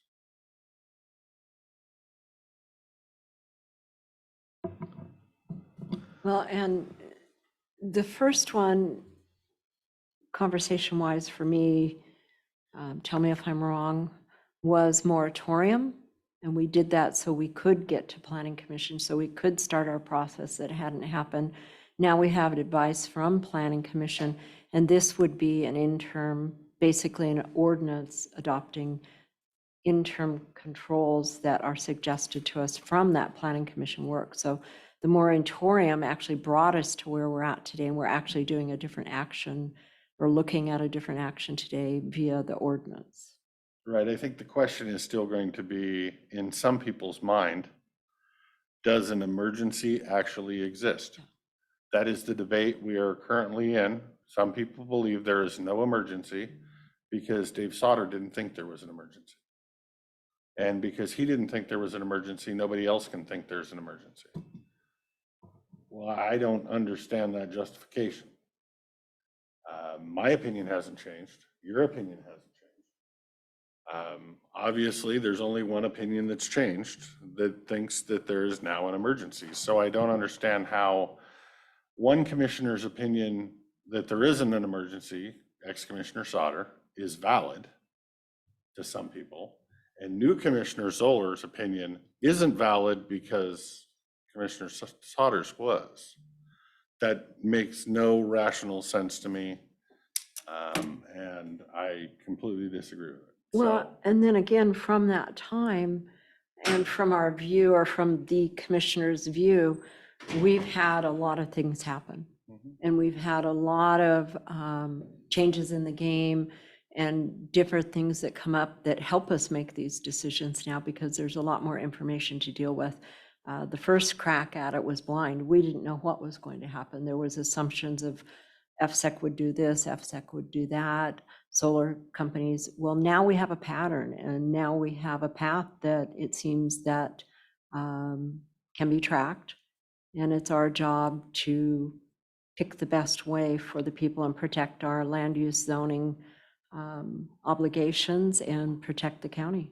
And that's kind of where I'm coming from. So maybe I'm wrong and there is no emergency, and Ms. Zoller is wrong and there's no emergency.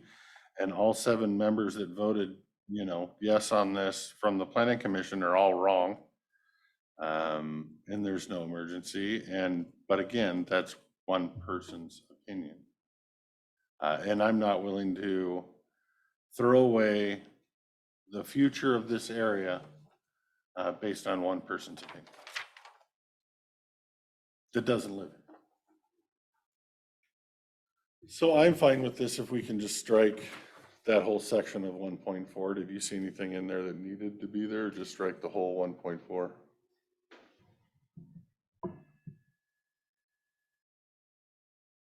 Like I said, I believe shorter, sweeter, less stuff in it is less to have attorneys debating in court what we meant. Were we actually implying this, or were we implying that? Shorter and sweeter, I think, is better, so I'm fine with striking the whole section.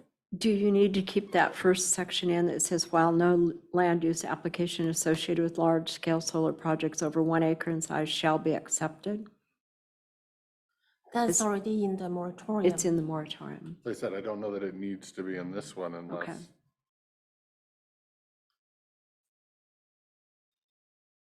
But at some point, will the moratorium have to be continued then to keep that statement in place? Or The planning commission is actively working on this, and we are hoping, if this one is signed today, it will be good for 6 months, and of course, we need to have a public hearing within 60 days. But this won't expire until December. The moratorium will not expire until October, I believe. And we are hopeful that we can get a recommendation before the board from the planning commission before then. If not, we can always have a public hearing to extend those two. so that would cover that statement then. Okay. Then I'm happy with striking that 1.4. The whole thing? If Do you see anything in there that's needed, other than, telling people they can go to the state and apply through FSEC if they want to? Does that really need to be in an ordinance? Only the portion that I was worried about was no application shall be accepted as either consistent or complete at the county level, or at the county. I would take out level too. Well, I don't know that we even, But I don't know we don't that need we that should because of the even say moratorium. that an application can be accepted or completed or anything, because there would be an outright ban. So I don't want to leave it questionable on, is it up to somebody's interpretation on whether it's accepted or complete? Does FTech get to determine whether it's acceptable or complete? But where in this does it say there's a ban? It says we're going to work on interim controls, but where does it say it's a ban that we have to do that and get it done? That statement isn't in there anywhere else. 2.4. 2.4?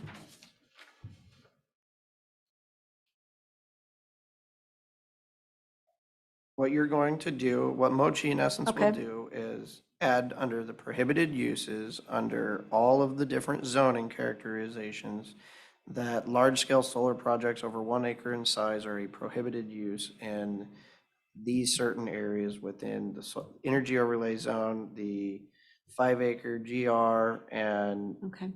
I think, what is it, extensive ag are the only things that it really touches. See, and that's, Oh, maybe 2 acre minimum too. and that's my only other thing where I had clearly, convincingly, and unequivocally. I would love to have it in that sentence.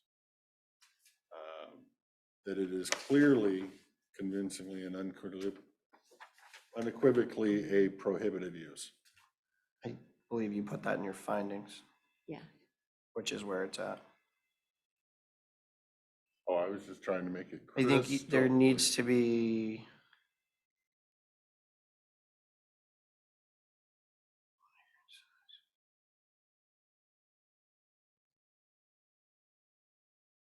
we should probably in the 1.1 state when the moratorium was established.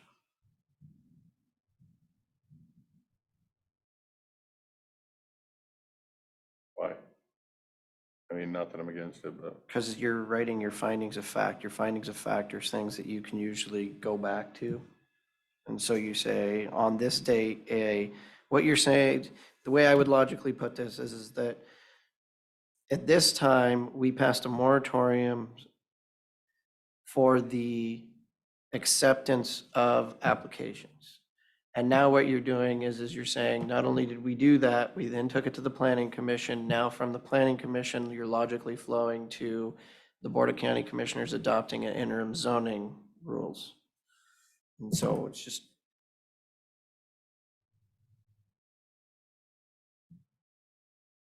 okay.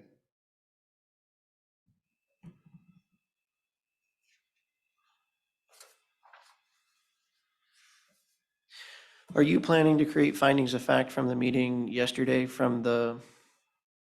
There's really is no findings of fact. I haven't been. We have a recording from Zoom, and I've just been taking note. I haven't been writing any minute for the planning commission for workshops. But I can if you want me to. I would imagine when they get done with their process and make their recommendation officially to us, when they get done doing everything they need to do, they will have some kind of findings in it. But I don't know that we're gonna get that today because they're not through then the I- process yet. I guess then are we jumping the gun in this situation? Because what we've had is in essence during a workshop, a roll call of how people felt. Now they had a motion and a second and a vote. Not a roll call. Let's not downplay it if we, want to get there. The public has spoken. The citizens on the advisory board have spoken. The county has been wrong. Maybe the county should just accept that, quit fighting it, and move on. So yes, we can sit here and wait for 5 more months while the planning commission finishes their public hearings and come up with findings of fact. And again, that would be negligence for us not doing something to protect what they want to happen. You said that's already been occurred with our moratorium being passed. This is those Again, statements. I believe it has. But when two commissioners show up in place of legal counsel to the FSAC hearing, and we're arguing land use with a land use attorney from Cypress Creek, we're not land use attorneys. You can be found guilty of a crime when not doing the crime based on who you hire for your lawyer. I'm sorry, there's innocent people that go to jail because they get a bad attorney. There's people that get raked over the coals for child support because they hired an attorney that doesn't even know their name. I'm sorry, it happens, and you're only as good as the counsel you're given or how hard they want to fight. And on this case, it's adamant that they don't want to fight. So eventually, this county will either get the consequences of that, or it will choose to go to the Superior Court judge and ask for outside legal counsel. And I think there is a valid case to be made for such a thing. And on the FSEC issue, I am adamant in favor of it. But with that, back to the topic at hand. Okay, so what I'm hearing you say is that you feel that the moratorium that's in place is adequately protecting us, and that's your opinion. Okay, and I respect your opinion. Should be adequately protecting it. Okay. So I guess my statement is if we are going to take an emergency action to pass interim zoning, which means we want to protect the county as best as possible, which means we want to ensure that it is done properly, according to process, according to procedure, so that someone else using one of those land use attorneys that you went up against can't come in and steamroll the county in the future.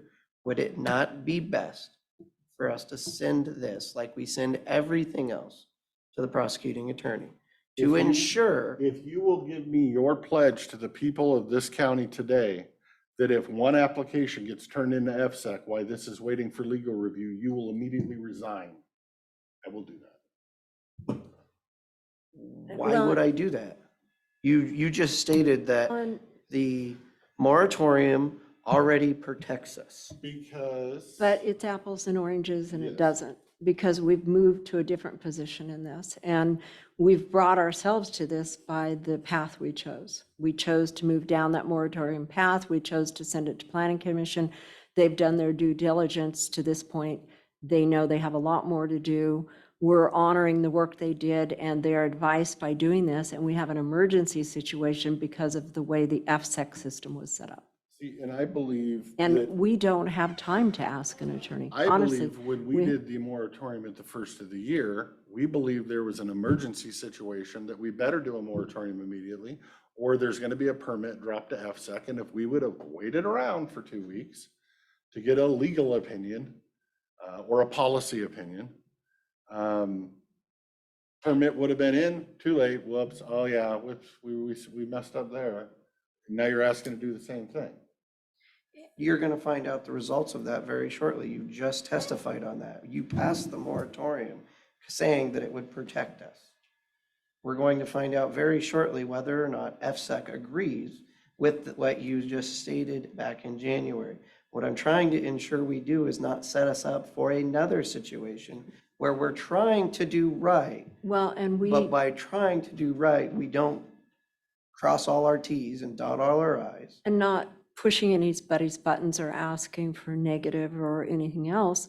When we passed that moratorium in January, we heard exactly the same thing. You will hear that that does not stand. We're in June now, and we're still moving forward. And we have another step to make. Steps could have been made in between January and June for that moratorium, and we could have known where we stood. steps had not been made. So now, as county commissioners and elected officials, we have to do our job. And we don't have the luxury of time, because the way the system is set up, to take the lengthy process to get to the bottom. We have to take action. We're just put in that corner with this situation. And I would also think if we're willing to sit around and wait, I guess I can scooch closer. If we're willing to sit around and wait 2 or 3 weeks for an opinion, it must not be that much of an emergency. Us acting kind of sounds like it's an emergency.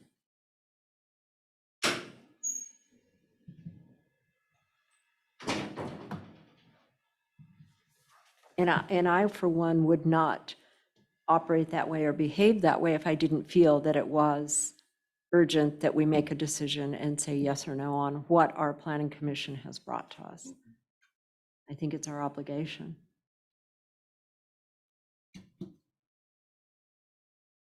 So I brought up months ago now, interim zoning controls. And we've had months that could have been having this discussion. And when I brought it up, you all said, we want to wait till the process with the planning commission is through. No, I wanted to wait and see what the planning commission had to say about it, not wait until they're. Which isn't a bad thing, Jake. They validated what you said. I wanted. And you didn't communicate with them or say that to them. They came to the same conclusion. So they pretty much validated. I've been saying for 2 years that through my talking with the people in this community, in these valleys, that 85% of them don't want to see this. I was willing to trust the people, and that might be hard for, regular politicians to do, but I don't consider myself a politician, that if we trusted the planning commission, they would make a decision that they feel is best for the people that they represent. They've done that. It's our turn to now take that and act on it. And sure, could we have made interim zoning and just guessed that we were right 6 months ago? Sure. Would it have made any difference at all? Has there been one application turned in the meantime? And the answer is really no. So we just received unanimous credibility that 2 of the commissioners were right. Why is it so hard to say, okay, let's move forward? And I guess I don't understand. You don't understand, maybe because you have a preconceived notion of what you think I'm thinking. Okay, I brought up interim zoning months ago. I didn't say that I have a problem implementing interim zoning. I'm saying that we need to follow the process. But you don't think an emergency exists, so how can you do interim zoning if there's no emergency exists? Emergency exists in terms of a moratorium. Interim zoning can be passed according to the RCW. But can you pass interim zoning if you don't believe there's an emergency exists? You have to hold a public hearing. Would you like me to re-pull up the? No, I know I can, legislation? but I'm saying you, do you believe emergency exists?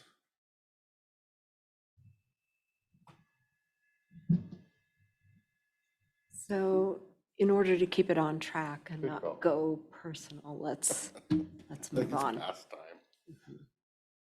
time. Good call. With that, it would be my recommendation that we move forward and sign this. It would be my recommendation that we have staff pull out 1.4, change the chronological order apparently. And if there's no other concerns with any of this, get a fresh copy, sign it today. Then it can get shipped off to legal if you so wish to have your counsel look at it. I'm fine with that. If they want to make recommendations, they can. And that's where I would go with this. If there was a second person that wanted to go that route. I'm fine with that. Okay, Okay, I will so go make the thank you for changes. the very stressful, you're not stressful, I'm stressful, but we appreciate you. Thank you. So, okay. Any further why we wait for that copy? Other business, can I talk about something? Whatever. So I sat in on the Healthcare Authority meeting last Thursday, Are you which, on that? I thought. no, Jake had another Oh, that's what it obligation was. helping I out, was gonna say, I so thought he was on that I board. offered and he said, okay. And I'm really thankful you did, Jake. I learned a lot. And it was a big meeting. It was long and very intense and a lot of subjects in it. But the great thing is there's a large amount of funding coming for all of the different gaps that everybody has for mental health and for opioid problems. The good thing is, as they said, they are focusing on rural and tribal. So a lot of money can go there. The biggest thing that I learned out of there is it's going to be such a big job to sort through all the different fundings and make sure that Klickitat County is in the pike and gets what they need. And we've had conversations before about creating a position, I think maybe in economic development, where we do have someone who is a professional grant writer who can trim through grants for the sheriff department or economic development, have a broad view on how those need to be developed and where to send them back so we can capture funding. So we need to be looking forward of how are these departments going to function and grow under the burden of grant writing and administration. So that's something. So I think what that was with economic development is the legislature passed a bill to fund a grant writer position. Mhm. So that not only hopefully we can use it, but City White Salmon, City of Goldendale, awesome. private groups can lean on Parks and Rec, whatever can lean on this grant writer. And in so I dwindling can't wait to see budgets, that. yeah, I think it's going to be a very good The position hard to part for have. me is I love the money that the state is spending on mental health because, it's a niche word right now. Mhm. My worry is that we step up some giant program and then 2 years from now, I don't know, they move into affordable housing or whatever their niche is at the time and they cut the funding. We're gonna be left holding the bag with no way to fund it and it's gonna make for some very angry people. And I agree, and along with childcare, we need to talk about, I have some ideas that we can talk about. What does funding look like that the county creates and creates a fund that we can take those dollars out of and keep all of these programs that we start that are so needed by the public functioning. Well, the funds are fine. It's just, you have to figure out where you're getting the funds to make the fund. Mhm. Mhm. I have That's- some, I have some that's- ideas. that's the problem. treasurer might tell me no, but we'll see. Yeah, I Where have- those funds are currently being spent. Yeah, And who doesn't readjusting get their budgets. funds anymore to do this fund, so that's the hard part that we've, yeah, we're coming into a world where funding is very competitive and we're going to have to get very creative in all the departments to trim out any fat that we can to apply it to things that are very needed by the public. There is a town hall coming up. I don't have the time on it, on the 20th with Gina Mossbrucker. And it's going to be held in our EMS training service building. And it's about the opioid crisis and what locally can be done, what's going to happen. And I'd like to ask that if all three of us want to attend or more than one attend, we make sure that we notify the public.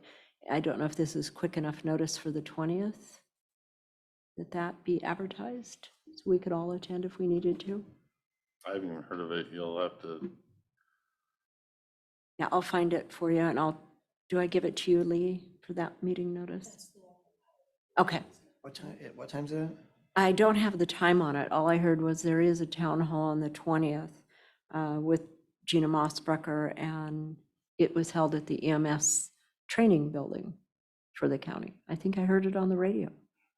I don't know. Wait, at our EMS building? We don't let the public in there. That's that I don't So understand. let me check on it. Yeah. Well, and I heard it on the radio. Yeah. I'll check on it, and if it's where it's at, I'll let you guys know, and then I'll also give it to Lee. So if more of one of us want to be there, we can legally be there.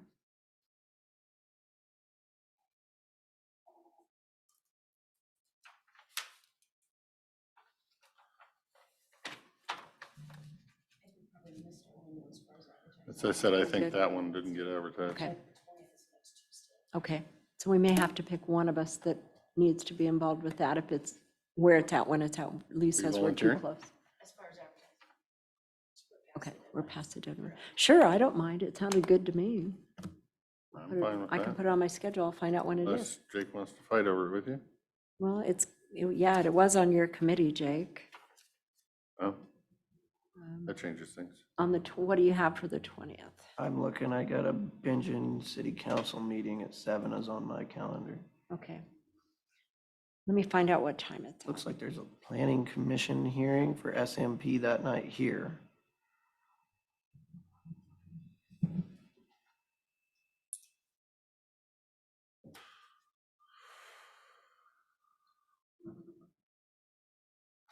Whoever wants to go, whoever has the most passion for it, I'm fine with. If you don't have anything that evening, you're more than welcome, Lori. Okay. If it's daytime too, I'll let you know, Jake, if you want to change your mind. Well, if it's daytime, we're in here. Oh, it's a Tuesday. Yeah, the 20th is a Tuesday. Okay, perfect. So it better be evening, Yeah, but since it's a town hall, I would imagine it's one of her little campaign because I don't have, swings. there were some other people involved too, but it's just her name I called.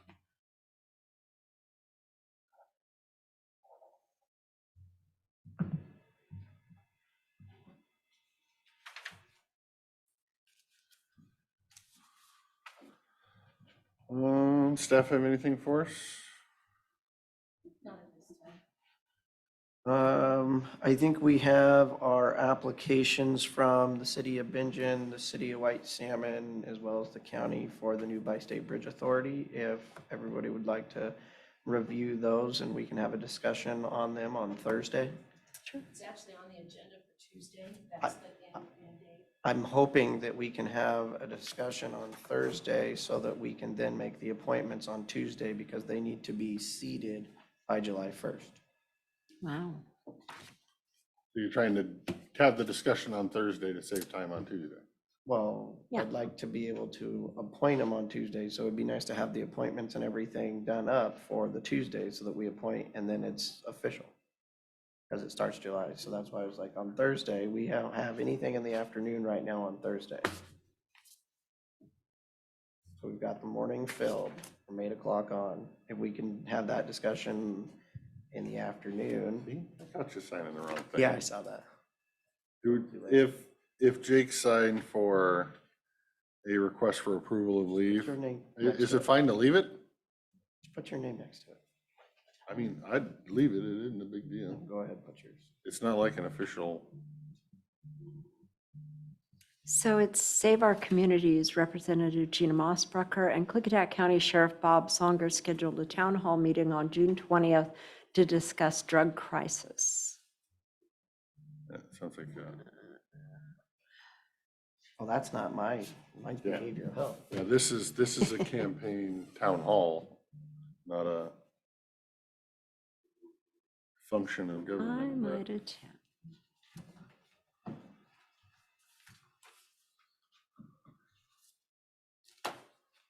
Have fun. That's fine. I will. I agree. I'll second. 7 PM, so I'll put it on my schedule for 7 PM at the Klickitat County Search and Rescue Training Center, 205 South Columbus. That's just a weird location to have it too. Maybe downstairs since they got new flooring?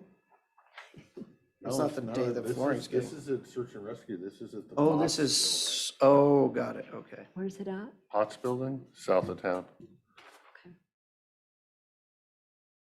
Which my mind was still wrapped around EMS. Okay. Haven't Right? been out there. What is that, Burlington Loop? Is that what that's called?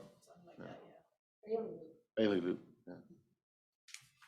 So it's on Bailey Loop is where I'm It's north of it. Okay. Yeah. I think I've seen the building. Lori, can I get your signature on this? Yes. The Barb's initial one, huh? Do you want it back in that folder? I didn't initial other ones. There might be another one. I missed those initial ones.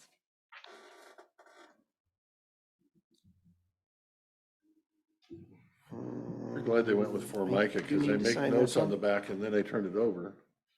And it leaves ink all over the table, but you can just wipe it off with your finger.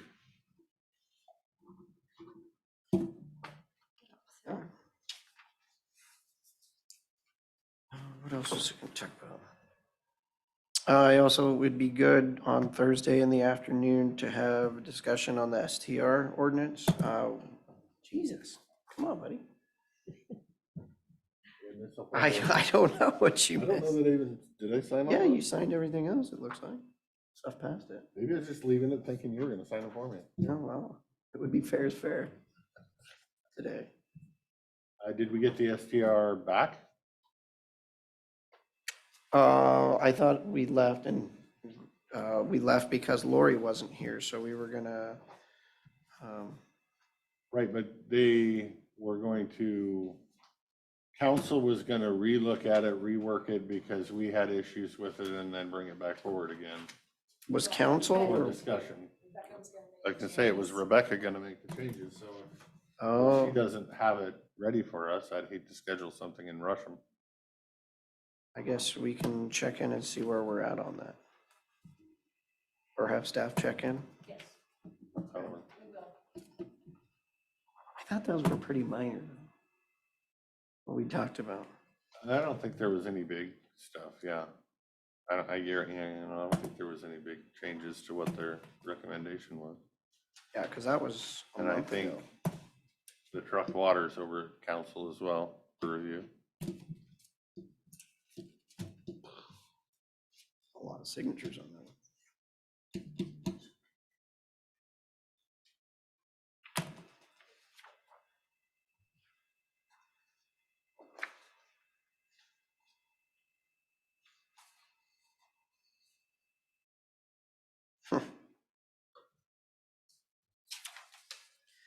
Behavioral health. Regulatory and compliance, 1,338.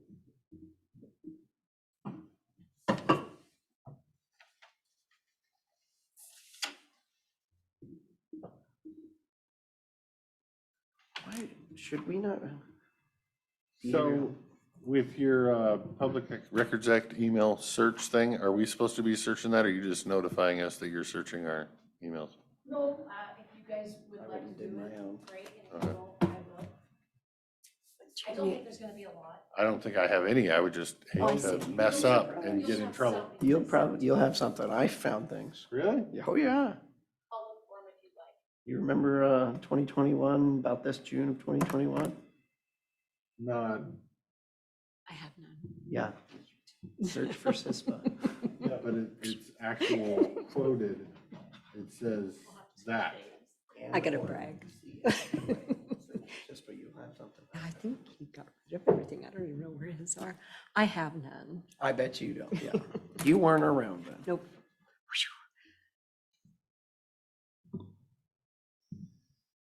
That's interesting. Yeah, please do. I mean, anything like that would be in sheriff's folder, so it should be fairly easy to. I figure you search everything just in case something got in the wrong place, and that's possible too. I folder everything, but sometimes But when you you search, find you it in can the wrong search folder. everything. Well, that's, yeah. I mean, you go up to search, you're searching all of your stuff. I think you can search in just search folders. All right, now you're making me Do the search. just to see. It'll probably show up with Lee's email right here. That'll be the first thing that It comes up. says, there's 4. Told you there was something. Yeah, but all of them are from BOCC except for one. Really? Yep. A lot of times I send it from the BOCC to you. Oh, guys. yeah. Yeah, so you do have it though. I have one from the school district.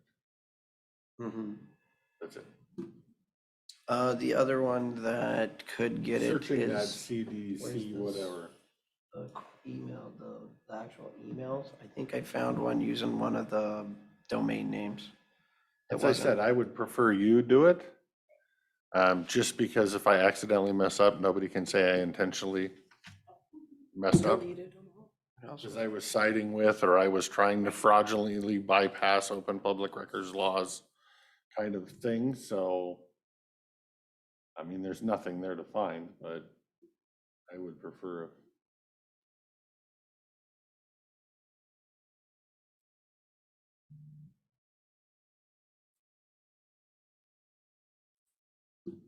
Because they used a very specific phrase,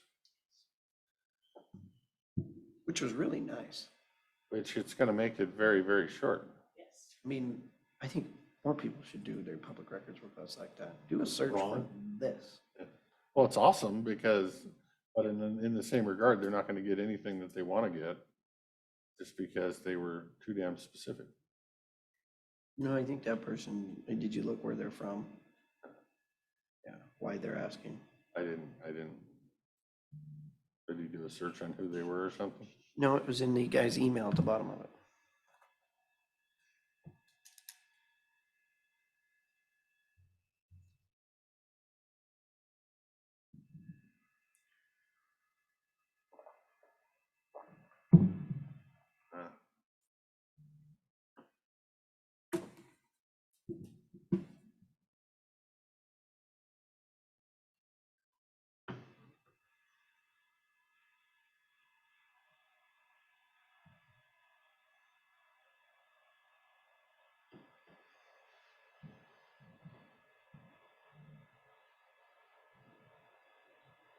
Boy, his main issue is not so much the records, it's not having to pay the fees.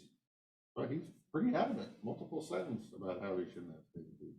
Well, you know how many people he probably sent that Oh, email I'm to? well aware.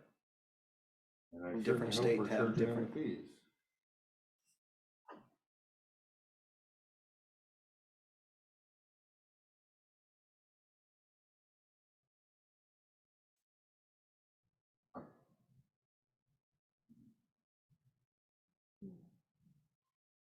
And then he's got a donate button at the bottom, love that.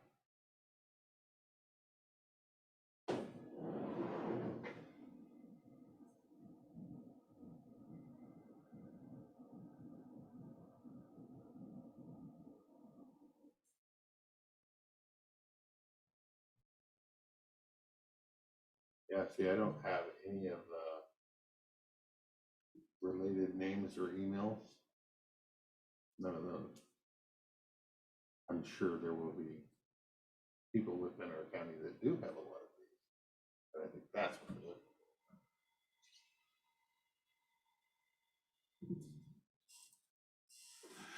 But I don't have any.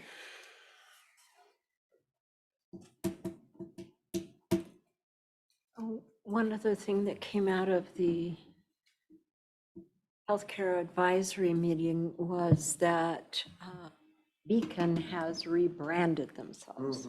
They're now Krylon.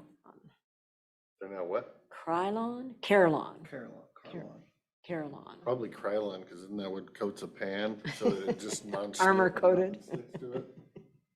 Is that what it's called? Carillon, Carelon. Just in case the name comes up, you know who they are. I will never remember that. No. It's gonna take me a year or two. I don't ever understood rebranding unless you're trying to get rid of a bad name.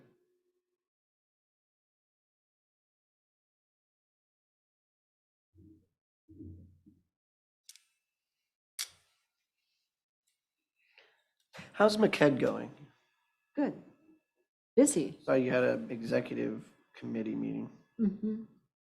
They've added another county, got approval to add a county in eastern Oregon. So they now have one more. How far out are they going? Which county are we talking about? Just next one Next one up. outside? I think there's like Arlington or 2,000. Whatever that is. 2,000 residents or something. But it's good. They stay busy, and I'm trying to think what we talked about at that meeting.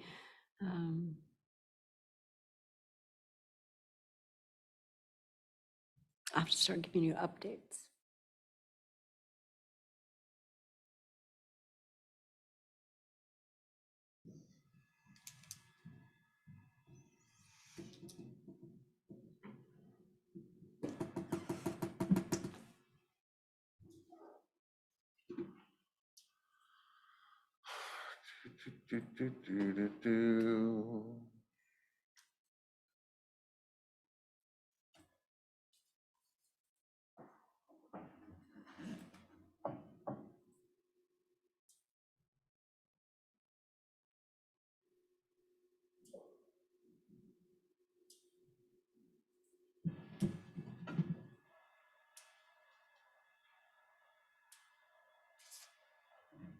And I assume you got a copy of the letter for the update for the airport?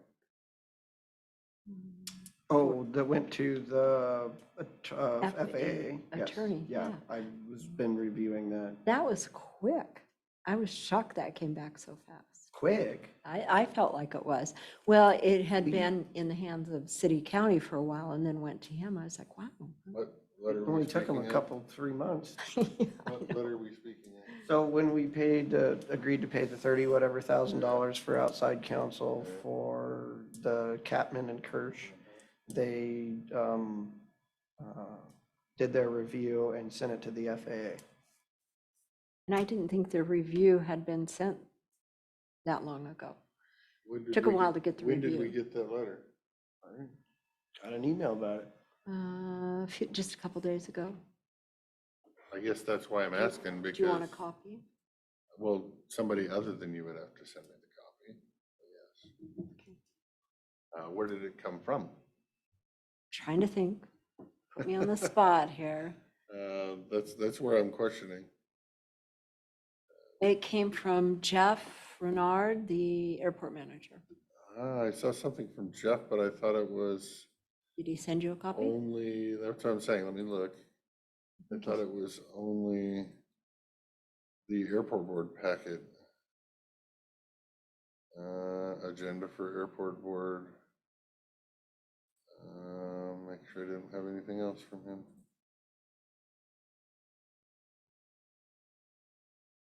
Yeah, I don't have anything, Okay.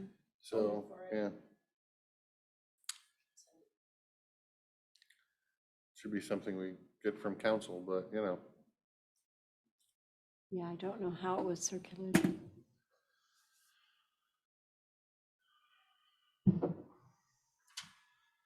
I don't even know where we are in that process, so hopefully the letter helps explain what's going on.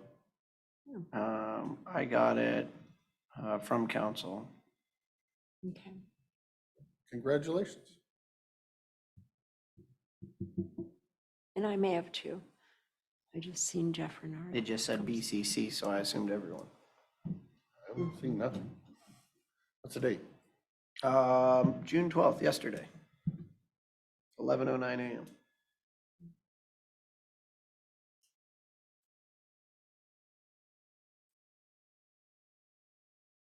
June 12th.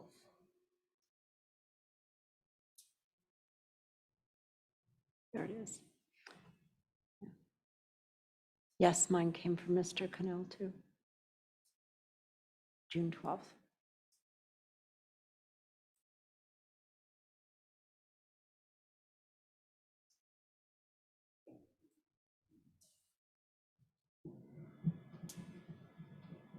Congratulations, you both have counsel.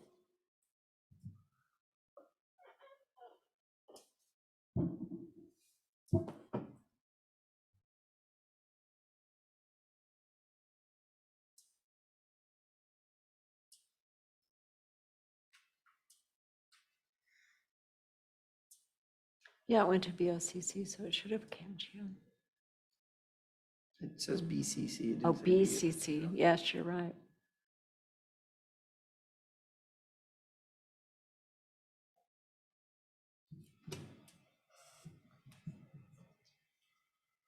How's the gravel supply going?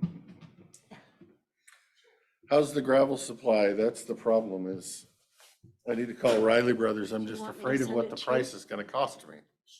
Oh, you wanted free gravel. You want to forward it to him? Gravel on a county road. Okay, yeah.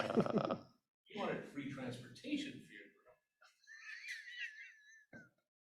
All right, we have an update. In case the commissions would like to look at it, because it's actually more than 3 zoning districts. So I listed. Oh, boy.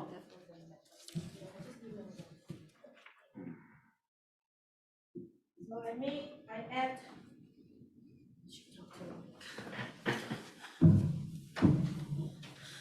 I added the resolution for the moratorium under 1.1. I remove 1.4, so now it's different. And then I added all the zoning districts under 2.4. And I email a map to Lee because it's covered all the 10 townships and sections. It's kind of hard to see in hard copy.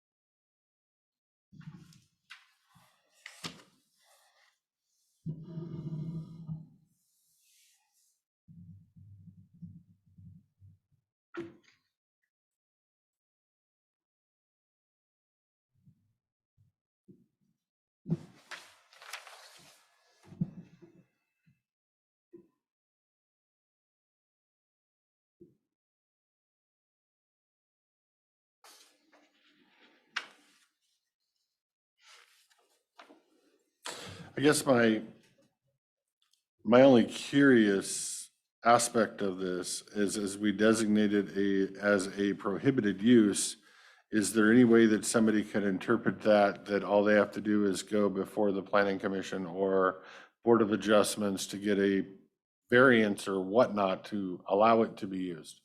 I guess what I'm saying is the wording strong enough that, just like in the case we have with Cypress, it should go before the Board of Adjustments, and FSEC is going to now be the Board of Adjustments. If there is not clear and convincing wordage that it's just outlawed, is there a way that somebody can interpret this that, well, yeah, it's a prohibited use, but just like other prohibited uses, you can go before, like short-term rentals, you can go before the Board of Adjustments to get a permit for it. If it is indeed a prohibited use, there's no variance or any way to make that become a permitted use. Short-term rentals was not a prohibited use. It just required a conditional use permit. Okay.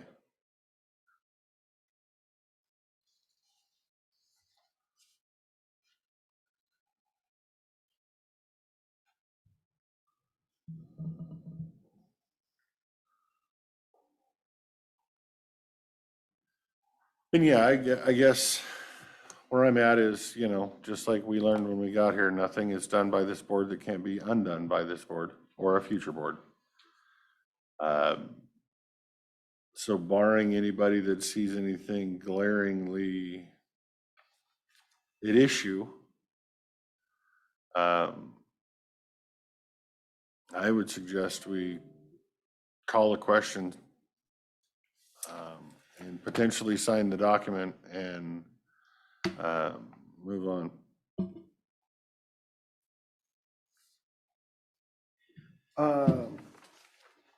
I would state for the record that interim zoning can be done as an emergency or it can be done as a temporary. It would be my advice that we do this as a temporary zoning and put in either the findings of fact or in the, actually in the order. I would prefer it actually in the order, but with a finding that says this is a temporary order while we direct the planning commission to come up with final recommendations, including public hearings. So that then we can point out if FSEC does say anything, we can say this is a temporary zoning ordinance. We are continuing down the path to have the final ordinance to make it, because what I'm afraid of is FSEC hasn't been called to question on the temporary side yet, or the emergency side yet on zoning, and I'm trying to stop them from having any wiggle way through it. They've already ruled on the moratorium not being sufficient, and there's multiple court cases that have Just shown how that hard they're it's too not hard to ruled, see. and I have not seen a court case on No, the temporary or hard copy, if interim. I print one now, that's why email would be better. I want to make it certain that everything we're doing is going through the proper process, is enshrined by statute, so that A, it can be upheld in court, and B, has a less chance of us getting sued for it.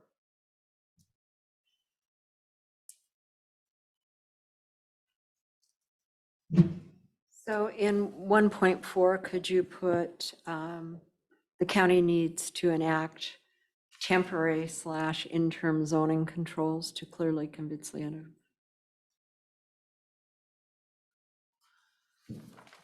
I would argue against doing such a thing. Because then it's in adverse to that Well, unequivocally and again. because then it also might call into question whether you had an emergency if you made something temporary.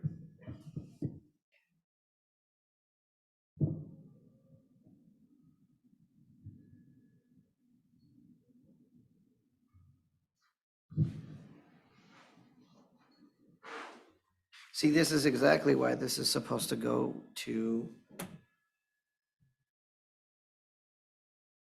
council. We just proved I don't have any, sir. Maybe if you continue talking like that about council, you might not have council. We have to work together, sir. Oh, I don't disagree. And when we try to do things that are of large import without having any counsel, we are setting ourselves up and the risk management for issues.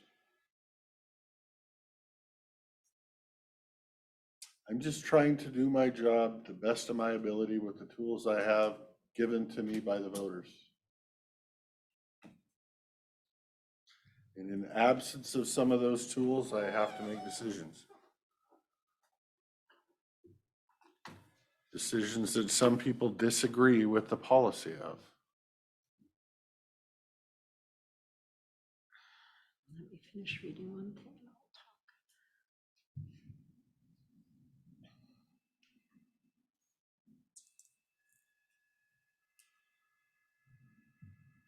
Temporary and interim are pretty much the same word, but interim, I do believe, fits our situation where we're talking about holding hearings and having a 6-month period.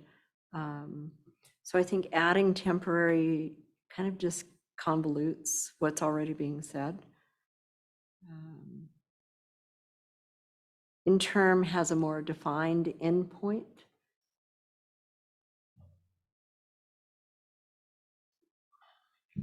Because it may not be interim for 6 months, it's only intern until you have the public hearing, make your decision, sign the paper, which could be 2 months or a month. I'd like to draw your attention to Order 2.7.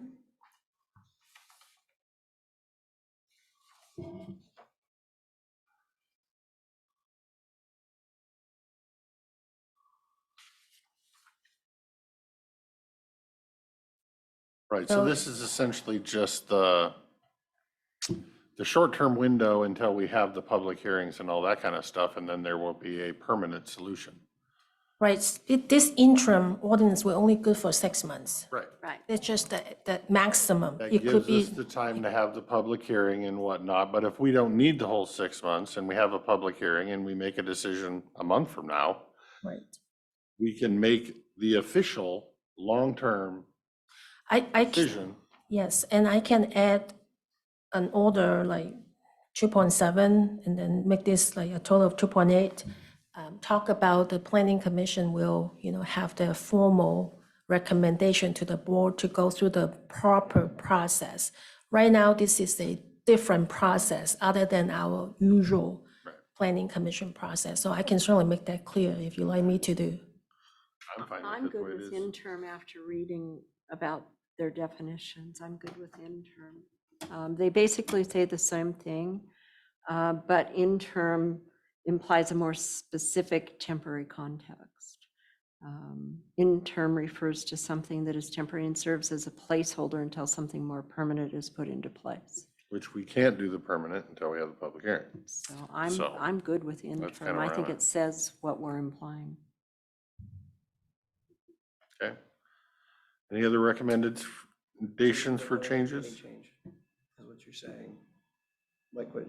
Change it to temporary? No, what Mochi was talking about something completely. Well, she was talking about adding the planning commission dates and whatnot in there, and it's fine if the board wants to do that.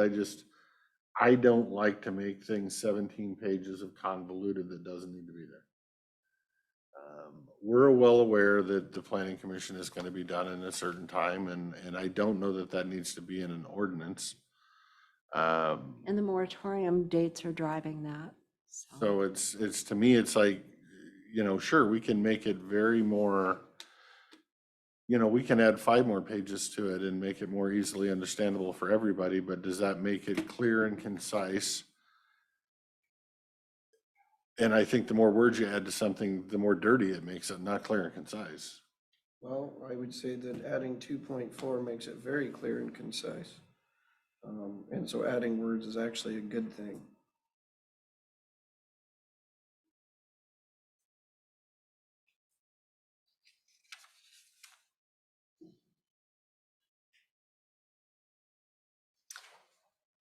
I'm good with the way it is.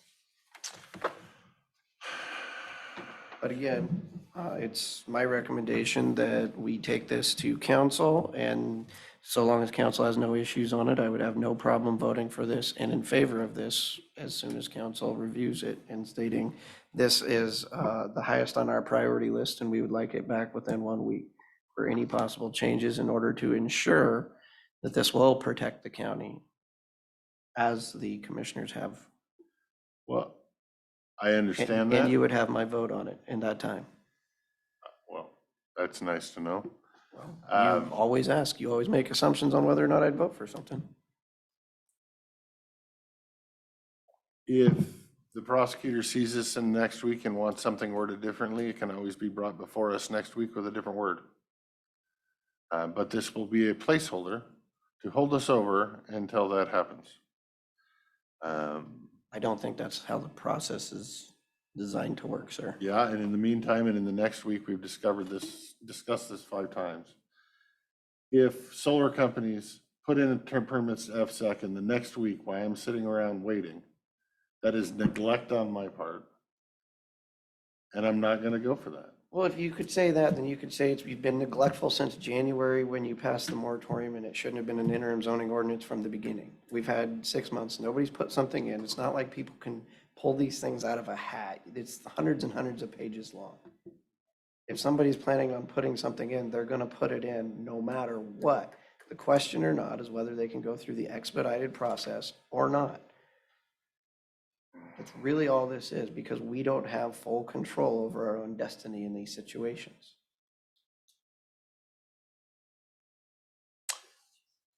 Do you have any further discussion? I do not, and I don't want to see this digress. Yeah, I know. I wish. Do we need a motion to adopt? I would assume that we should probably have a motion adopting, so I guess I will step down and make a motion that I move that we adopt the ordinance of Klickitat County, Washington related to the zoning and the prohibition of solar, noting that this will subset within 6 months of the effective date of adoption if we do not make it permanent. And I will second. Okay, we have a motion and a second to adopt.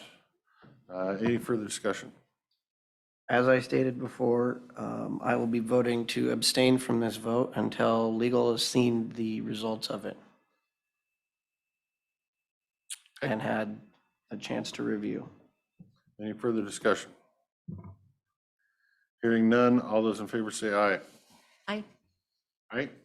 Motion up. All those opposed? All those abstaining? Aye. Great. We have 2 yes votes and 1 abstention. You want to write abstain on there?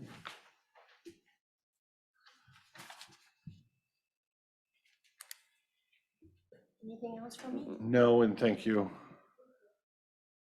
I thought all the contentiousness was behind us, but here it is, still looming its ugly head.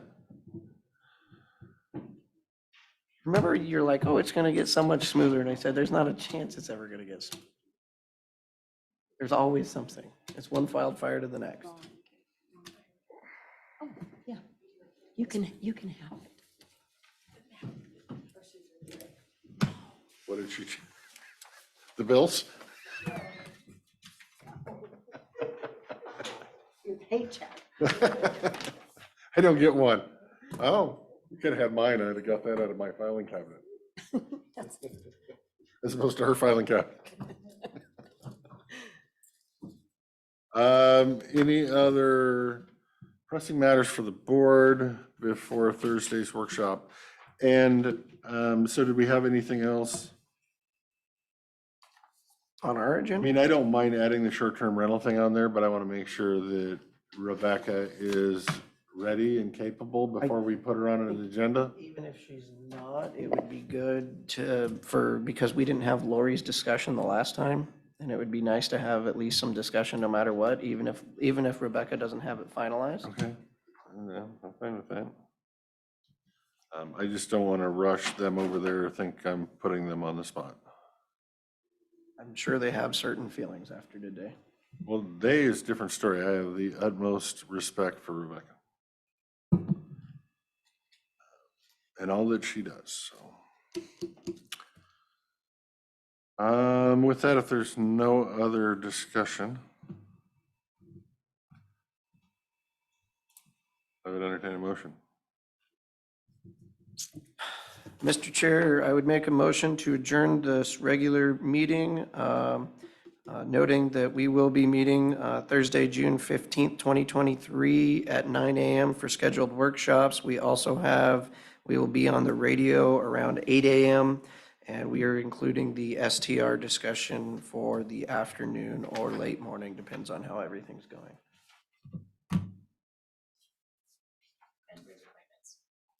And we're also adding the bridge appointment discussion as well. Did we have anything for executive? Did you want to talk about?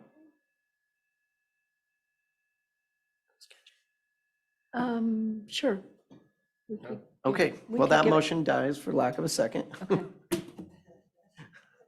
That will be my Sounds like motion you when we wanted to come. talk about it, so. And I totally forgot, but I think it's the date is looming, so I think we should have a Yeah, I conversation. think we need Okay. How long? 10 minutes, 5 minutes. We'll start with 5. D. You want 5 minutes, 10 minutes? 5 minutes, fine. Yeah, it can be fast. 5 minutes it is. All right, with that, we'll announce that we're going into executive session with RCW in accordance with RCW 42.30.110, Pren 1, Pren D, to review negotiations and performance of publicly bid contracts. When the public knowledge regarding such consideration could cause the likelihood of increased costs, we're going in for 5 minutes. When we get out, we will not be making any decisions or anything else on any other thing. We will be adjourning. So with that, we'll say bye to everybody on Zoom. And we'll see you next week.